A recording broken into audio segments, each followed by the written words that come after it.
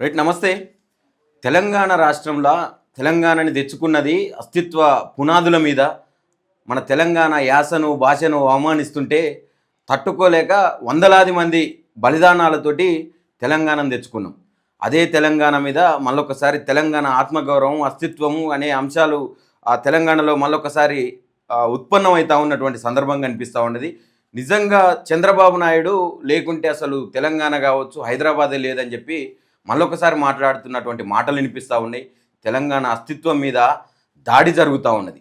మేధావుల మౌనం ఏంది, అసలు తెలంగాణ ప్రజలు నిజంగా తెలంగాణ తెచ్చుకున్నది దేనికోసం, ఇవన్నీ అంశాలు కూడా మాట్లాడే ప్రయత్నం చేద్దాం. మనతో పాటు పరిచయం అవసరం లేనటువంటి వ్యక్తి, ఎక్కడ అన్యాయం ఉన్నా అక్కడ ఆయన పాటతోటి ప్రశ్నించేటటువంటి పాటగాడు రెడ్ స్టార్ సుఖరాం నరసయ్య ఉన్నారు. ఒకసారి మాట్లాడే ప్రయత్నం చేద్దాం. నమస్తే అన్న. నమస్తే. బాగున్నారన్నా? చాలా బాగున్నా.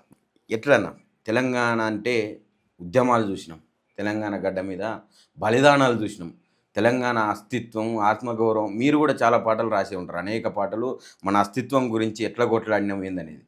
ఈరోజు మళ్ళా ఈ అస్తిత్వం ఆత్మగౌరవం అని చెప్పి వినిపిస్తున్నాయి ఈ పదాలు. దాంట్లో గురించి మళ్ళీ రౌండ్ టేబుల్ సమావేశాలు పెట్టుకొని మాట్లాడాల్సినటువంటి పరిస్థితి ఏర్పడ్డది 12 సంవత్సరాల తెలంగాణ ఏర్పాటు తర్వాత. అసలు ఏం చెప్తారు, ఎట్లా చూస్తారు?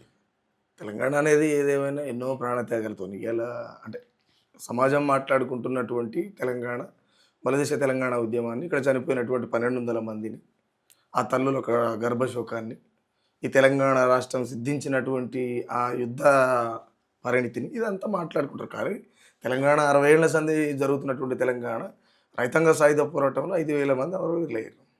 తెలంగాణ అంటే ఏదో తెలంగాణ అంటే ఒక స్టేట్ కాదు. తెలంగాణ అంటే ఈ తెలంగాణ అంటేనే 4.5 కోట్ల జనం ఉన్నటువంటి ఇక్కడ ఈ తెలంగాణ నేల మీద నిప్పులను కంటున్నటువంటి నేల ఇది. ఎప్పటికీ సమస్య ఉన్నంతకాలం దీని అస్తిత్వం కోసం పోరాటాలు జరుగుతూనే ఉంటాయి. అస్తిత్వం పైన ఫైట్ జరుగుతూనే ఉంటుంది. అనునిత్యం మాట్లాడుతూనే ఉంటారు ఎవరో ఒకరు. ఎందుకంటే తెలంగాణ ఊకొనియదు. ఎందుకు ఊకొనియదు అంటే దీనికి ఆత్మగౌరవం ఎక్కువ. తెలంగాణకు ఆత్మగౌరవం ఎక్కువ.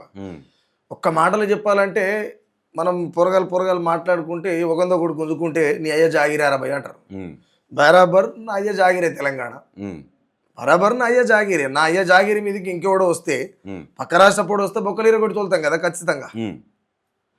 లేదు ఇంకోడో వలస వచ్చి పెత్తనం చేస్తే వలస వచ్చి బాగా బలిసి తినేదరగా మాట్లాడి ఆకాశాన్ని అంటే ఏమంటారు అంతస్తులు కట్టుకొని విర్రవీగా మాట్లాడినప్పుడు ఖచ్చితంగా పొరిలిచి కొట్టాల్సిందే. అట్లా కొట్టినాం కాబట్టి తెలంగాణ సిద్ధించింది కదా. తెలంగాణ అంటే ఆత్మగౌరవం అస్తిత్వం అని చెప్పి మాట్లాడుతున్నాం. అసలు తెలంగాణ అనే పదమే డిక్షనరీలో లేదని చెప్పి టీడీపీ మాజీ అధ్యక్షుడు, తెలంగాణ అధ్యక్షుడు మాట్లాడుతున్నాడు బక్కి నరసింహ. ఆయన నాకు తెలిసి అంటే నేను ఈ మాట అనొచ్చో నాకు తెలియదు. బక్కా నరసింహులు అనేట ఆయన తల్లి పాలు తాగి అదే గర్భంలో పుట్టి అదే తల్లి పాలు తాగి ఆ రొమ్ములను తీసుకొని పోయి తక్కెట్లో పెట్టి తూకం వేసి అమ్ముకునేటువంటి వేస్ట్ ఫెలో ఆయన. ఎందుకు అనంటే మా అమ్మ ఎవరికి కన్నదో తెలియదు అని క్లియర్గా చెప్తుండు ఆయన. మా అమ్మ ఎవరికి కన్నదో తెలియదు అని చెప్పి క్లియర్గా చెప్తుండు బ్రదర్. ఎందుకు నేను ఇంత పెద్ద మాట వాడుతున్నా అంటే తెలంగాణ డిక్షనరీలోనే లేనప్పుడు నువ్వేడున్నావురా? నువ్వు ఉన్నది ఈ తెలంగాణ నేల మీదనే కదా, నువ్వు పుట్టింది ఇక్కడనే కదా, నువ్వు ఈ శ్వాసనే పీల్చుకున్నావు కదా. ఈ తెలంగాణ 60 ఏళ్ల సంధి జరిగినటువంటి ఉద్యమాల్లో భాగంగా సిద్ధించినటువంటి తెలంగాణలో నువ్వు బుద్ధిగా బతుకుతున్నావు కదా. మరి అలాంటప్పుడు మీ తల్లి ఎవరికన్నదో తెలియలేనటువంటి మాటలు మాట్లాడుతున్నావు అంటే మీ తల్లి మీద తెలంగాణ, తల్లి ఎవరికన్నదో తెలియదని మాట్లాడుతున్నావు అంటే తెలంగాణ. నేను స్పెసిఫిక్గా వాళ్ళ మదర్ని అట్లా మాట్లాడట్లేదు. నేను ఏమంటానంటే ఆయన అది బుద్ధి తప్పిన చేతలు, రెండోటి ఏంటంటే సంకల్ నాకే చేతలు, మోకరిల్లే చేతలు, ఎంగిలి మెతుకులకు అలవాటు పడ్డటువంటి బక్క నరసింహులు. ఆయన గురించి పెద్ద మాట్లాడుకునే ఆయన సొట్టులో ఇంతమంది వచ్చిపోయారు తెలంగాణ. అంటే ఈ మధ్య కాలంలో తెలంగాణ అస్తిత్వం మీద ముమ్మాటికి 100% దాడి జరుగుతుందని చెప్పాలి. ఎందుకనంటే విగ్రహాల విషయంలో కావచ్చు, అనేక సమస్యల మీద కొట్లాడుతున్నటువంటి వాళ్ళని అసలు తెలంగాణ మీరు ఆంధ్ర పాలిటిక్స్ ఎందుకు మాట్లాడుతున్నారని చెప్పి తెలంగాణ జర్నలిస్టులను కూడా తీసుకుపోయి 3rd డిగ్రీలు చేస్తున్నారు. ఆంధ్ర నుంచి పోలీసులు వచ్చి బాజాబ్తా అసలు ఎలాంటి ఇన్ఫర్మేషన్ లేకుండా ఇక్కడి నుంచి తీసుకొని పోతున్నారు. ఏం జరుగుతుందన్న తెలంగాణలో అసలు ఏ ప్రభుత్వం ఉన్నది, ఏం నడుస్తూ ఉన్నది? హోంశాఖ అనేది ఒకటి ఉంటుంది. ఏ పిఎస్ల పర్మిషన్లు తీసుకోకుండా ఎవరికి ఇన్ఫర్మేషన్ ఇవ్వకుండా ఆంధ్ర పోలీసులు బాజాబ్తా వచ్చి తీసుకెళ్ళిపోతున్నటువంటి పరిస్థితి. తెలంగాణలో ఉన్నది ప్రజలంతా ఏమనుకుంటారు, కాంగ్రెస్ పార్టీని గెలిపించుకున్నాం. సరే ఓట్లు అమ్ముకున్నారా, కొనుక్కున్నారా, ఇంకేమైనా చేసిరా అనేది విషయాన్ని పక్కన పెడితే కాసేపు తెలంగాణలో ఉన్నటువంటి అధికారంలో ఉన్నటువంటి పార్టీ 100 టీడీపీ పార్టీ. ఇప్పుడు 100 టీడీపీ టీడీపీ పార్టీ. ఆంధ్రప్రదేశ్ కదా నా తెలంగాణ గురించి. నేను అదే చెప్తున్నా. ఉం. తెలంగాణలో ఉన్నట్టు అధికారంలో ఉన్నటువంటి పార్టీ టీడీపీ పార్టీ. ఉం. కానీ చూపించుకోవడం కోసం మాత్రం ఉం. ఇప్పుడు ఒక మిర్రర్ ఉంది. ఆ మిర్రర్లో మన ముఖం గడపాలని ఏం చేయాలి? వెనక నుంచి ఇంకొక రంగన్ ఉండాలి, లేకపోతే ఒక అట్టపీకాన్ని ఉండాలి, ఏదో ఒకటి ఉండాలి. ఉం. కానీ వెనక ఉన్న అట్టపీక ఏంది అని అంటే టీడీపీ. ఉం. ముందల కనబడుతున్నటువంటి మిర్రర్ ఏంది అని అంటే అది కాంగ్రెస్. ఉహుం. ఇప్పుడు సీఎం పదవి రేవంత్ రెడ్డి చేతిలో ఉన్నది కాబట్టి ఆయన కాదని ఎవడు ఏం చేస్తాడు? ఉం. ఎవడేం చేయడు. క్లియర్గా నారా చంద్రబాబు నాయుడికి చెప్పులు మోసి సంకలు నాకి ఉం. ఆయన దగ్గర కాళ్ళ కాడ మొకరిల్లేటువంటి బాంచగాడు తెలంగాణ సీఎం. ఉం. దీంట్లో మనం ఇంకేం పెద్దగా చెప్పుకోవాల్సిన అవసరం లేదు. రెండోటి ఏంటంటే మీరు ఇప్పుడు హోంశాఖ మంత్రి అని మాట్లాడిండు. ఉం. తెలంగాణలో ఇంకా హోంశాఖ మంత్రి అనేటోడు పుట్టలేదు. ఇంకా ఉం. హోంశాఖ మంత్రిని కనటానికి తెలంగాణకి ఇంకా గర్భం కాలేదేమో, ఉహుం. లేదా కాంగ్రెస్ పార్టీకి గర్భం కాలేదేమో. మరి అది నొప్పులు ఎప్పుడు వస్తాయో, ఆ నొప్పుల నుంచి, ఆ పొద్దుల నుండి, ఆ పొత్తి కడుపుల నుంచి కంచె దాటి తెలంగాణ నేల మీదకి హోంశాఖ. హోంశాఖ మంత్రి ఎప్పుడు వస్తాడనేది చూడాలి మనం. ఉం. నాకు తెలిసి పదవి కాలం అయిపోయి పుడతాడా, మరి అలానే చీకుడై సస్తాడా కూడా తెలియదు. ఇంకా 2.5 సంవత్సరాలే ఉన్నది కదా. 2.5 సంవత్సరాలు ఉందంటే సంవత్సరం పాలన నడుస్తుంది. మిగతా సంవత్సరం మళ్ళీ ఎలక్షన్ ప్రచారమే జరుగుతుంది. అవును. ప్రచారమే జరుగుతుంది. మొత్తం రేవంత్ రెడ్డి చేసేది డైవర్షన్ పాలిటిక్స్ చేస్తాడు. ఉం. ఉన్నాయి గులగొడతాడు, లేనివి కట్టిస్తాడు. ఎవరికి కట్టించింది ఉం. ఎవరికి కట్టించింది? మీరు మీరు ఎట్లా ప్రశ్నిస్తున్నారు పాట రూపం వల్ల ఈ అన్యాయాలు, ఇన్ని అన్యాయాలు అంటే నేను జరుగుతుంటే? ఏమంటున్నా అంటే చాలా మంది చెప్తున్నా, చాలా మంది ఇప్పుడు కళాకారులు కావచ్చు, నాయకులు కావచ్చు, మీడియా కావచ్చు, మీలాంటి శాటిలైట్ ఏమంటారు డిజిటల్ కావచ్చు, శాటిలైట్ కావచ్చు, పేపర్ కావచ్చు, మేధావులు కావచ్చు, ప్రజలు కావచ్చు, ఉద్యోగులు కావచ్చు, వీళ్ళంతా తెలంగాణ ఏ ఆకాంక్షతో తెచ్చుకున్నారు, ఉం. తెలంగాణ రేపు ఏమైపోతుంది అనేటువంటి ఆలోచన ఎందుకు చేయలే, ఉం. రేపటి మా పిల్లలకి ఏం చెప్పుదాం అనుకున్నారు మీరు? ఉం. మీ ఇంట్లో ఉన్న దొంగ అని మొత్తుకుంటే దొంగ ఎట్లా దొరకాలి, ఉం. ఇంటి దొంగడు ఈశ్వరుడు అని మాట్లాడతారు కదా. అవును. ఎట్లా మర్చిపోయారు మీరు? మర్చిపోకూడదు కదా. ఉం. అందుకే నేను ఏమంటే గద్దరన్న పాట అంటాడు, అరే కాంగ్రెసోడో నీ కపట నీతి తెలిసిపాయే, అరే దోపిడి దొంగో నీ రూపమేందో తెలిసిపాయే, అటోడు ఇటు గుసుండు విటోడు అటు గుసుండు, వాని నోట వీని మాట వీని నోట వాని మాట, టీడీపీ సంఖ్యలోన చేరిపోతివి బిడ్డ కాంగ్రెసోడో నీ కపట నీతి తెలిసిపాయే, దోపిడి దొంగో నీ రూపమేందో తెలిసిపాయే. అంటే ఈ కాంగ్రెస్ ప్రభుత్వం క్లియర్గా దాని జీన్సే అక్రమాలు, అవినీతి, దోపిడీ, పీడన ఇవన్నిటినీ నిర్మాణం చేసేటువంటి పార్టీ. అది ఇవాళ కొత్త పార్టీ ఏం కాదు, 100 సంవత్సరాల చరిత్ర ఉందని మాట్లాడతారు. 100 సంవత్సరాల కాలంలో ఏ ప్రజలు మారిర్రు మీ వల్ల? అంటే ఇందిరమ్మ రాజ్యం తెస్తే మొత్తం అది పోతుంది ఇది పోతుంది అని చెప్పి మొన్న కూడా ప్రచారం చేసిండ్రు. ఇందిరమ్మ రాజ్యం తెస్తున్నాం, ఇక బాధలే ఉండవు అని చెప్పి మాట్లాడిండ్రు కదా. రైతు దేశం చేసి పాదయాత్రలు చేసి ఇందిరమ్మ రాజ్యం అంటే మాకు ఏ బాధ ఉండదనుకుంటే, ఏ కష్టము ఉన్నా నేరుగా చెప్పమని రాజీవ్ పల్లె బాటంటే మాకు ఏ రంది ఉండదనుకుంటే, గాంధీ మార్గం మాది హింస ఉండొద్దని శాంతి చర్చలు చేస్తానంటే పల్లెలు సల్లగుంటాయి అనుకుంటే, వల్ల కాడయింది కొడుక పల్లెంతా వలపోతే మిగిలింది బిడ్డ.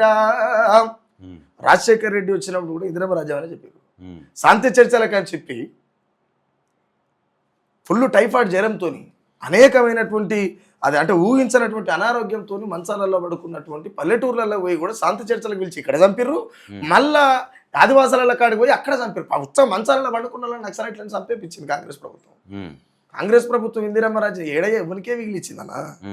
ఏ మిగలియలే, ఏం కట్టలు కట్టలే. రేవంత్ రెడ్డి ప్రభుత్వం రాగానే మీరు ఒక పాట రాసిండ్రు, మెచ్చి మెడల దండేస్తారు అని చెప్పి ఒక పాట రాశాను.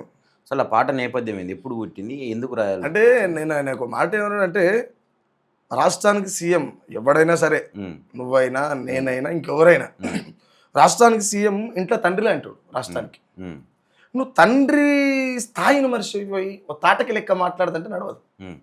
ఒక ముఖ్యమంత్రి పేగులు మెడలు వేసుకుంటా, డయర్లో విక్తా, తొండలు కొడతా, మరి అన్ని షికారులు చేస్తాను గిడికి ఎందుకు వచ్చినాడు ఆయన? ఈ తొండలు పడుతోళ్ళు ఉడతలు పడుతోళ్ళు అంతవరకు షికారు చేస్తోళ్ళు. ఉమ్. నువ్వు ఎన్నో పోయి ఉచ్చులు పట్టుకొని పోయి షికారు చేసుకుంటూ ఉండాలి ముఖ్యమంత్రి అయితే. నల్ల- దానికి తోడు ఆయన చెప్తున్న డెఫినేషన్ ఏది, మరి నువ్వు కొత్తగా సీఎం అయినా ఎట్లా చేస్తావు అని అంటే, నేను గుంపు మేస్తిని కంకర పోస్తాడు చీకాలతోడు చీకాలుతాడు అడ్డ మీద కూలేడు కూడా అట్లా మాట్లాడాడు. అంత గలీజ్గా అంత పచ్చిగా ఒక రాష్ట్ర సీఎం మాట్లాడడం ఏదో దుర్మార్గమైన విషయం. ఉమ్. ఆకాశమంతా పందిరి వేసి చుట్టాలనంత ఇంటికి పిలిచి డప్పు కొమ్ములతో సందడి చేసి ఇస్తరాకులు అన్నం చేసి అంచుల తొక్కుకు అమ్మకు చెప్పా ఢిల్లీకి పోయి కొడుకును అడిగి తిరిగి తీరం చేరేసరికి వేసిన అన్నం పాసే పాయే మెచ్చి మెడల దండేసిండ్రో తన కుల పొల్లను కూడేస్తుండో కా గుంపు మేస్తిరి గుణమేందో. అంటే ఈ గుంపు మేస్తిరి గుణాన్ని మీరు పసిగట్టలేదు కాబట్టికనే ఇవాళ తెలంగాణ అస్తిత్వం మీద దాడి జరుగుతున్నది. అంటే రేవంత్ రెడ్డి పాత్ర ఉందా తెలంగాణ అస్తిత్వం మీద దాడికి? నేను ఏం చెప్తున్నా ఇంతసేపు క్లియర్గా ఉమ్. మిర్రర్ లో మన ముఖం కనపడాలంటే అద్దం వెనక ఏదన్నా రంగాన్ని ఉండాలి, ఒక అట్ట పీస్ అని ఉండాలి. మరి ఆ వెనక ఉన్న అట్ట రైజింగ్ పీస్ నెంబర్ కావచ్చు, వన్ రంగు అంటుండు కదా కావచ్చు, తెలంగాణ. అది పసుపు రంగు, అది సైకిల్ జెండా, ఉమ్. చంద్రబాబు నాయుడు జెండా. చంద్రబాబు నాయుడు సంకల మొలిచినటువంటి మనిషినా ఎవరు? నాకు రేవంత్ రెడ్డి. దుఃఖం వస్తుంది తెలంగాణ ఇట్లా దిగజారిపోతుంటే, నేను అభివృద్ధి దిశగా అడుగులు వేస్తున్నా అంటుండు ఎవరైనా రేవంత్ అన్న. ఎన్ని అప్పులైనాయి? ఉమ్. ఈ గోషేం తీసుకొచ్చి పెడితే ఏదో లంకె ముద్దలు అనుకొని వచ్చిందట. ఆయన నోరు కట్టుకుంటే పరిపాలన జరిగిపోతుందట. మరి నోరు కట్టుకుంటలేడా? ఉమ్. నోరు కట్టుకుంటలేడా? ఏ ఉద్యోగాలు గ్రూప్ 1 గ్రూప్ 2 ఏవి అని అంటే అప్పులకు వడ్డీలు కడితానికే సరిపోతుంది ఇదంతా అని చెప్పి మాట్లాడు. మరి వడ్డీలు కడతామని నువ్వు ఎలక్షన్ మేనిఫెస్టో రిలీజ్ చేసేటప్పుడు నీకు సోయలేదా? ఎలక్షన్ మేనిఫెస్టో రిలీజ్ చేసింది మీరే కదా. రైతు బంధు ఇస్తానవి ఏది? పెన్షన్లు కరెక్ట్గా ఇస్తానవి ఏవి? రుణమాఫీలు చేస్తావు ఎంతమందికి చేసినావు? ఇందిరా మిల్లు ఇస్తాను ఎంతమందికి ఇచ్చినావు? ఎంతమంది బిల్లులు ఇచ్చినావు? నీ పాలనంతా అంత అంత అబద్ధాల పాలన అంటేనే రేవంత్ రెడ్డి. అంతకుమించి ఇంకోటి ఏం లేదు. ఆయన నేనేమంటున్నా అంటే, కల్వకుంట్ల చంద్రశేఖరరావు దిగిపోయే నాటికి ఎంత అప్పు ఉంది తెలంగాణలో. ఈయన వచ్చిన 2.5 సంవత్సరాల్లో ఎంత తప్పు అయింది. దానికి డబుల్ రెట్టింపు చేసి పెట్టిండు కదా. నేనేమంటున్నంటే, యావత్ తెలంగాణ ప్రజానికం తరపున సుఖరాం నరసయ్య ఏం చెప్తాడు అంటే, మీరు ఇది బంగారు తెలంగాణ చెయ్యకపోయినా పర్వాలేదు నాయన, అప్పులు లేని తెలంగాణ చేయరు. కానీ అప్పులు లేని తెలంగాణ చేయరు, మా బతుకులు మేము బతుకుతాం. కానీ రెండోటి ప్రజలు కూడా ఇక్కడ మారాలి. ప్రజలు గొర్రెలాగా పోయి కోటర్కు నోటుకు ఓటు అమ్ముకున్నంత కాలం ఈ ప్రజల బతుకులు సంకలు నాకాల్సిందే నాకుతారు అన్న. ఇప్పుడు ఇంకోటి బీజేపీకి సంబంధించి రేవంత్ రెడ్డి అటు టీడీపీ గద్దెలను మళ్ళీ పునర్నిర్మాణించాలని చెప్పి టీడీపీని పోగొడతాడు. తర్వాత బీజేపీ మాకు శత్రువు అనుకుంటా బీజేపీ తోటి ములాఖాత్ అయ్యి ఇంటర్నల్గా నడిపిస్తున్నాడు అని చెప్పి వార్తలు వస్తూ ఉన్నాయి. బీజేపీ స్టాండ్ ఏందన్నా ఈ తెలంగాణ ప్రజల ఇప్పుడు తెలంగాణ రాష్ట్రంలో కాంగ్రెస్ వైఫల్యాలను ఎక్కడ కూడా ఎండగట్టినటువంటి సందర్భం కనిపిస్తలేదు బీజేపీ నుంచి. ప్రతిపక్షంలో ఉన్నదా బీజేపీ? అయితే నేనేమంటున్నాంటే ఒకటి మాత్రం క్లారిటీ గుర్తుపెట్టుకోవాలి. బీజేపీ ప్రతిపక్షంలో ఉన్నది అనే మాట తప్పు. ఇది చాలా మంది మేధావులకు కూడా చెప్తున్నాను. ఇది ప్రతిపక్షంలో ఉన్నదనే మాట తప్పు. ఎందుకు తప్పు అని అంటే, ఇక్కడ ఉన్నటువంటి ప్రభుత్వాన్ని గైడ్ చేస్తున్నది వాళ్ళు బీజేపీ. ఈ ఒక్క రాష్ట్రం కాదు భయ, 29 రాష్ట్రాలు ఆహ్లాదినంలో ఉన్నాయి. కాదంటే కేజ్రీవాల్ లెక్క తెల్లారి వరకల్లా సీఎంలు పోయి జైల్లో కూర్చుంటారు. కేజ్రీవాల్ పోయి కూర్చోలేదా? కల్వకుంట్ల చంద్రశేఖరరావు బిడ్డ కవితకు పోయి కూర్చోలేదా? అంటే నేను ఎందుకు చెప్తున్నా ఈ మాట అంటే, 29 రాష్ట్రాల ముఖ్యమంత్రుల చిట్టా కావచ్చు, పుట్టా కావచ్చు, ఇంకేదైనా కావచ్చు, నరేంద్ర మోడీ బీజేపీ ప్రభుత్వం చెప్పినట్టు వినకపోతే తెల్లారే వరకల్లా ఢిల్లీ సీఎం అయినటువంటి కేజ్రీవాల్ లాగా పోయి జైల్లో కూర్చుంటారు ఏదో ఒక కేసులతోని. కాబట్టి వాళ్ళ కనుసంధానాల్లో పరిపాలన జరుగుతుంది. వాళ్ళని రాష్ట్ర ప్రభుత్వాలలో రాష్ట్ర సీఎంగా ఉన్నటువంటి వాళ్ళు ఏమి చేయలేక పాద పూజలు చేసుకుంటూ మమ్మగారిని దండం పెడతా, తలుపుసాటు కన్నా నిలబడతా అని చెప్పి రాజకీయాలు చేస్తున్నారు. సవాళ్ళు ఇసురుతాడుగా అప్పుడప్పుడు. ఇప్పుడు నేను మాట చెప్తా. సహజంగా ఏమనంటే, నా పానం పోయినా పర్వాలేదంట. అంటే ప్రాణం ఇవ్వడం అంటే ప్రమాణం చేసినంత సుతారం కాదన్నా. డైలాగులు మస్తు చేస్తారు. ఇంటికాడ నా కొడుకు 8 ఏళ్ళు 7 ఏళ్ళు ఉంటాడు. వాడు 7 ఏళ్ళు ఉన్న కొడుకు పెద్ద పెద్ద మాటలు మాట్లాడతాడు. నేను కూడా 9 లెక్క అయితే అంటున్నాడు మా భార్యతో. రేపు పెద్ద అయిన తర్వాత వాళ్ళ లైఫ్ పెట్టను. డైలాగులు మస్తు కొడతారు. డైలాగులను పట్టుకొని మనం ఊగిపోతే కథ కానే కాదు. రెండోటి ఏంటంటే, చిత్తశుద్ధి లేనటువంటి సీఎం యనమల రేవంత్ రెడ్డి. చిత్తశుద్ధి లేనటువంటి సీఎం. నారా చంద్రబాబు నాయుడుకు బాంచగాడు సీఎం. అక్కడ ఉన్నటువంటి ఇప్పుడు ఎన్డీఏ కూటమి ఉంది. ఆ కూటమి ప్రభుత్వానికి 100 కొంద అక్కడి నుంచి పక్క రాష్ట్రం నుంచి తెలంగాణ రాష్ట్రానికి వచ్చి ఒక మనిషిని అవలీలగా ఎత్తుకపోతున్నారు. ఒక జర్నలిస్ట్ని ఒక ప్రొఫెసర్ని, ఒక మేధావిని పట్టుకపోగలుగుతారు, కేసులు పెట్టగలుగుతారు, ఇష్టానుసారంగా కొట్టగలుగుతున్నారు అంటే ఇక్కడ ఉన్నటువంటి ప్రభుత్వం కాంగ్రెస్ ప్రభుత్వమేనా? ఇది ప్రజలు క్వశ్చన్ చేసుకోవాలి. నీ నీ నీ ఇప్పుడు నీ బార్డర్లు దాటాలంటే నీ పర్మిషన్ ఉండాలి కదా. ఇప్పుడు నేను నీకు తెలియకుండా నీ ఇంటికాడికి రాలేను, ఎట్లొస్తా? ముడ్డిబాట ఉడవిస్తట్టు కొడతావు. కాబట్టి నేనేమంటున్నా అంటే నీకు తెలియకుండా పక్క వలస వచ్చి ముడి మీద అంతే వెళ్ళిపోయినటువంటి ఆంధ్ర పెత్తందారులు ఎవరైతే ఉన్నారో వాళ్ళు నీ బాటలు తెలంగాణ బాటలకు ఎట్టొచ్చారు నీకు తెలియకుండా. అంటే బండి భగీరథ విషయంలో ఆయన కేసు పెడితే మోడీ వచ్చిపోయిన తర్వాత దాకా కూడా రేవంత్ రెడ్డికి తెలియదు అని చెప్పి మాట్లాడిండు. నాకు తెలియదు 8వ తారీఖు కేసు అయితే ఇన్ని రోజులు ఏం చేశారు అని చెప్పి సివి ఆనంద్ని క్వశ్చన్ చేసిండని చెప్పి వార్తలు వచ్చినాయి. సిగ్గి తప్పిన పరిపాలన. ఎక్కడో ఉన్నటువంటి వీరప్పని దొరుకుతాడే, ఎంత విచిత్రం ఏది, నాకు తెలియదు. ఇప్పుడు సేమ్ అదే పరిస్థితులు ఏదైనా అలాంటి ఆడపిల్లలవి కాకుండా మనం ఏదైనా ఒక మ్యాటర్ జారినా కూడా సుఖరాం నడిచి ఎంత దూరం పోతారు దొరకడా పోలీసులకు? ఊకనే దొరుకుతాం. మరి బండి సంజయ్ కొడుకు ఎందుకు దొరకడు? ఎందుకు దొరకడని దొరకాలి కదా. ఎపిసోడ్ని ఎట్లా చూస్తారని దాని మీద మీరు ఒక పాట కూడా రాసిన. రేవంత్ రెడ్డి అనేట ఆయన, బండి సంజయ్ అనేట ఆయన, వాళ్ళిద్దరూ చందన బ్రదర్స్, బొమ్మన బ్రదర్స్ అంటారుగా, ఆ టైప్ ఆఫ్ మనుషులు వాళ్ళిద్దరు. ఆయన కేంద్ర మంత్రి, ఈయన రాష్ట్ర సీఎం. లోపాయ ఒప్పందాల బిజినెస్లు నడుపుతారు కాబట్టి బిజినెస్లో వాళ్ళిద్దరు అన్నదమ్ములు. ఆ బిజినెస్ కోణంలో కొడుకు ఏం కావద్దు అనుకున్నప్పుడు నా ఫ్రెండ్ కొడుకో లేకపోతే నా పార్ట్నర్కి ఏమైనా అయితే నేను పోతా కదా. ద సేమ్ టైం రాష్ట్రం ఎక్కడన్నా సర్వనాశనం అయిపోయి తెలంగాణలో ఉన్నటువంటి ఆడబిడ్డల మాన ప్రాణాలు దియని ప్రజలంతా చూస్తుంటే మిట్ట మధ్యాహ్నం కత్తుతో నరికి సంపని, ఎవడన్నా గట్టిగా మాట్లాడితే మన మీద కేసులు పెట్టి వానికి ఉరేయని, ఇంకేమన్నా కానీ పట్టించుకునేటువంటి దాఖలాలు, పట్టించుకునేటువంటి సందర్భాలు, పట్టించుకుంటాడనేటువంటి నమ్మకం యనమల రేవంత్ రెడ్డి మీద తెలంగాణ ప్రజలకు లేదు. రేపు చెప్తారు కదా బుద్ధి, క్లియర్గా చెప్తాడు. నేను అందుకే రాసిన, ఒక్కడన్నా రాడే వీర ధర్మం కోసం, బండి కొడుకు చేసే ఆడబిడ్డకు మోసం, మానభంగము చేసుడే మతం స్వేచ్ఛనా, అక్రమాలను చేసుడే రామదండమా.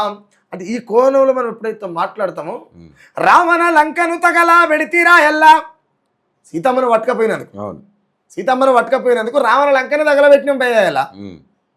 మరి ఇవాళ ఆ చిన్నారి తల్లి సీతమ్మ తల్లిలో భాగం కాదా? భరతమాత ఒక్కతే మాత అయితే ఈ దేశంలో పుట్టినటువంటి వాళ్ళంతా ఊరు. మరి స్త్రీల పట్ల బీజేపీ ప్రభుత్వానికి, ఆర్ఎస్ఎస్కు, హిందూ మతానికి, సనాతన ధర్మానికి స్త్రీల పట్ల ఎలాంటి గౌరవం ఉండదు. కాబట్టి ఇది ముందుగా ఈ ఆడజన్మెత్తినటువంటి తల్లులు పసిగట్టాల్సినటువంటి అంశం బీజేపీ క్లియర్గా. ద సేమ్ టైం ఇంకోటి ఏమనంటే, ఆ చిన్న బిడ్డని మైనర్ అమ్మాయిని లైంగికంగా వేధించడం లేకపోతే ఇంకేదో చేసిండనే సందర్భం వచ్చినప్పుడు తెలంగాణలో గుత్తగా గంపనూరులు వేసుకొని వస్తారు వీరనారులు కొంతమంది అక్కలు. మరి అక్కలు ఏడుండొచ్చు? ఆడతనం, అమ్మతనం అన్నీ మర్చిపోయినాయి. అరే తల్లి తీసే నొప్పులకు విలువలేదా భయ్? కేసు నిజ నిర్ధారణ కాలేదు కదా, మీరు ఎట్లా డిసైడ్ చేస్తారని చెప్పి కొంతమంది బీజేపీ మహిళా నాయకురాలు మాట్లాడారు. నిజ నిర్ధారణ జరగలేదు అనుకున్నప్పుడు బండి సంజయ్ కొడుకు పరారు ఎందుకు? మరి ఈ సిగ్గిదప్పిన మాటలు ఏడ మాట్లాడతారు? నిజ నిర్ధారణ లేదు నిజంగానే నిర్ధారణ జరిగింది, పక్కా చేసిండు అనుకున్నప్పుడు, ఎఫ్ఐఆర్ బుక్ అయింది అనుకున్నప్పుడు, వీడు లోపలికి పోతాడు అనుకున్నప్పుడు కదా పారిపోవాల్సింది.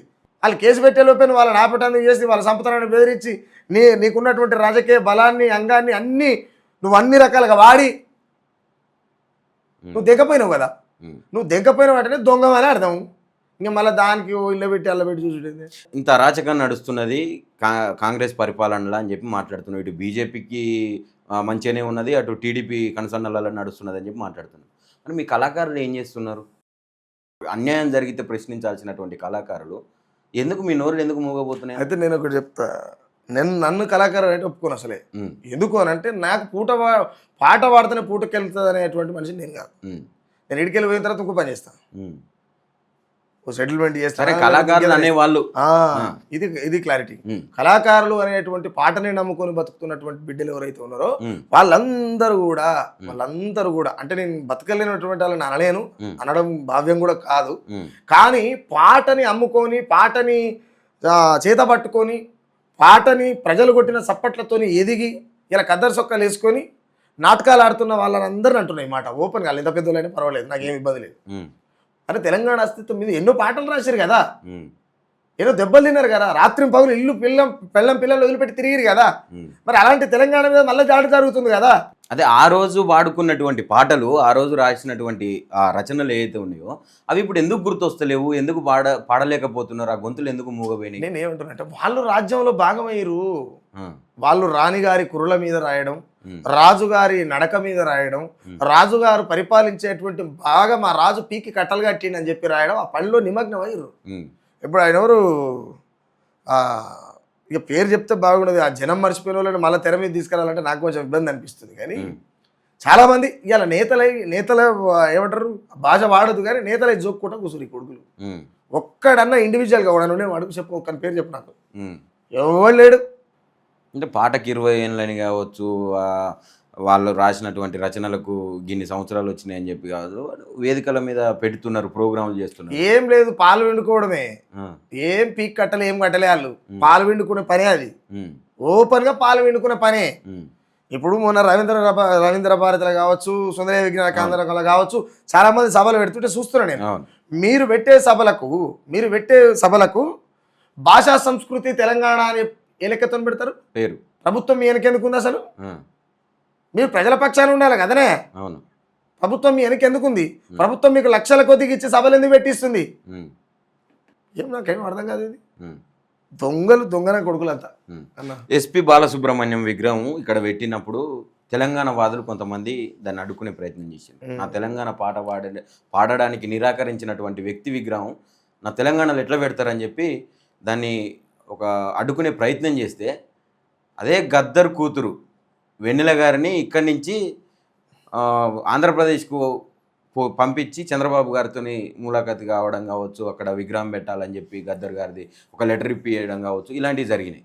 ఆ ఎపిసోడ్ని ఎట్లా చూస్తున్నారన్న? ఇప్పుడు గద్దర్ బిడ్డ అనే విషయానికి వస్తే నేను ఏం చెప్తాంటే, తెలంగాణలో ఉన్నటువంటి వాళ్ళ నోరులు ముగించడం కోసం గద్దర్ బిడ్డని తీసుకుపోయి ఆడ కీలు బొమ్మ కూర్చోబెట్టారు. ఆమెకి ఏం తెలియదు. గద్దర్ బిడ్డ అయినంత మాత్రాన లోకం తెలవాలా? ఏం తెలిసి ఉండదు కదా ఆమెకి. ఏం తెలుసు? రాష్ట్ర ప్రభుత్వం వాడికి ఉరుకు అంటే ఉరకాలి, ఇడికి ఉరికిరా అంటే ఉరికి రావాలి, అంతే. రాష్ట్ర ప్రభుత్వం ఏం చెప్తే అది వినాలి ఆమె, అంతే. తప్పితే గద్దర్ బిడ్డ అనేటువంటి విషయాన్ని కట్ చేస్తే ఏంటిది అక్క, ఏంటిది, ఏం తెలుసు ఆమెకు? గట్టిగా మాట్లాడితే అదే సారథిలో ఉద్యోగాలు చేస్తున్నటువంటి బిడ్డలు ఆమె వల్ల ఎంత ఇబ్బంది పడతారో నాకు ఫోన్లు చేసి చెప్తారు. ఆడబిడ్డ కాబట్టి మనం కొన్నిసార్లు మాట్లాడదు కాబట్టి సపోర్ట్ చేస్తారు. రెండోటి దళిత బిడ్డ కాబట్టి ఏమనొద్దు అనుకుంటున్నా. ఎందుకనంటే నువ్వు పాటల పెద్దన్న బిడ్డవై ఉండి పాటల పెద్దన్నను చూసి వచ్చినటువంటి బిడ్డలను వాళ్ళని ఎట్లా ఇబ్బంది పెడతావు? ఎంత దుర్మార్గం ఇది. ఖచ్చితంగా తెలంగాణలో భాష ఉంటుంది, ఉసురు తగులుతుంది అంటారు, ఖచ్చితంగా జరుగుతుంది. అది ద సేమ్ టైం ఏంటంటే బాలసుబ్రహ్మణ్యం విషయానికి వచ్చినప్పుడు బాలసుబ్రహ్మణ్యం 40,000 పైచీలకు పాటలు పాడిండట. నేనైతే ఆయన పాటలు ఏం లేదు, మా తెలంగాణకి అక్కడ వచ్చే పాటలు అయితే కావాలి. వినలేదా? నేను వినలే బాలసుబ్రహ్మణ్యం పాట.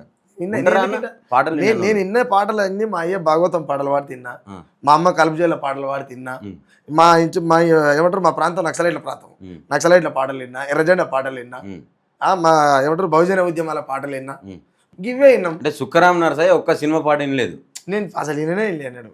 ఆ సినిమా పాట వల్ల విన్నాము అని అంటే ఆర్ఆర్ మూర్తి వింటాం. బాలసుబ్రహ్మణ్యం సింగర్ అని తెలుసు, ఆయన తెలుసు కానీ నేను ఆయన పాటలు వినడిలే. ఎందుకంటే ఆయన ఒక స్త్రీకి ఉండే అవయవాలను పోల్చుకుంటూ పాడుతుంటాడు పాట.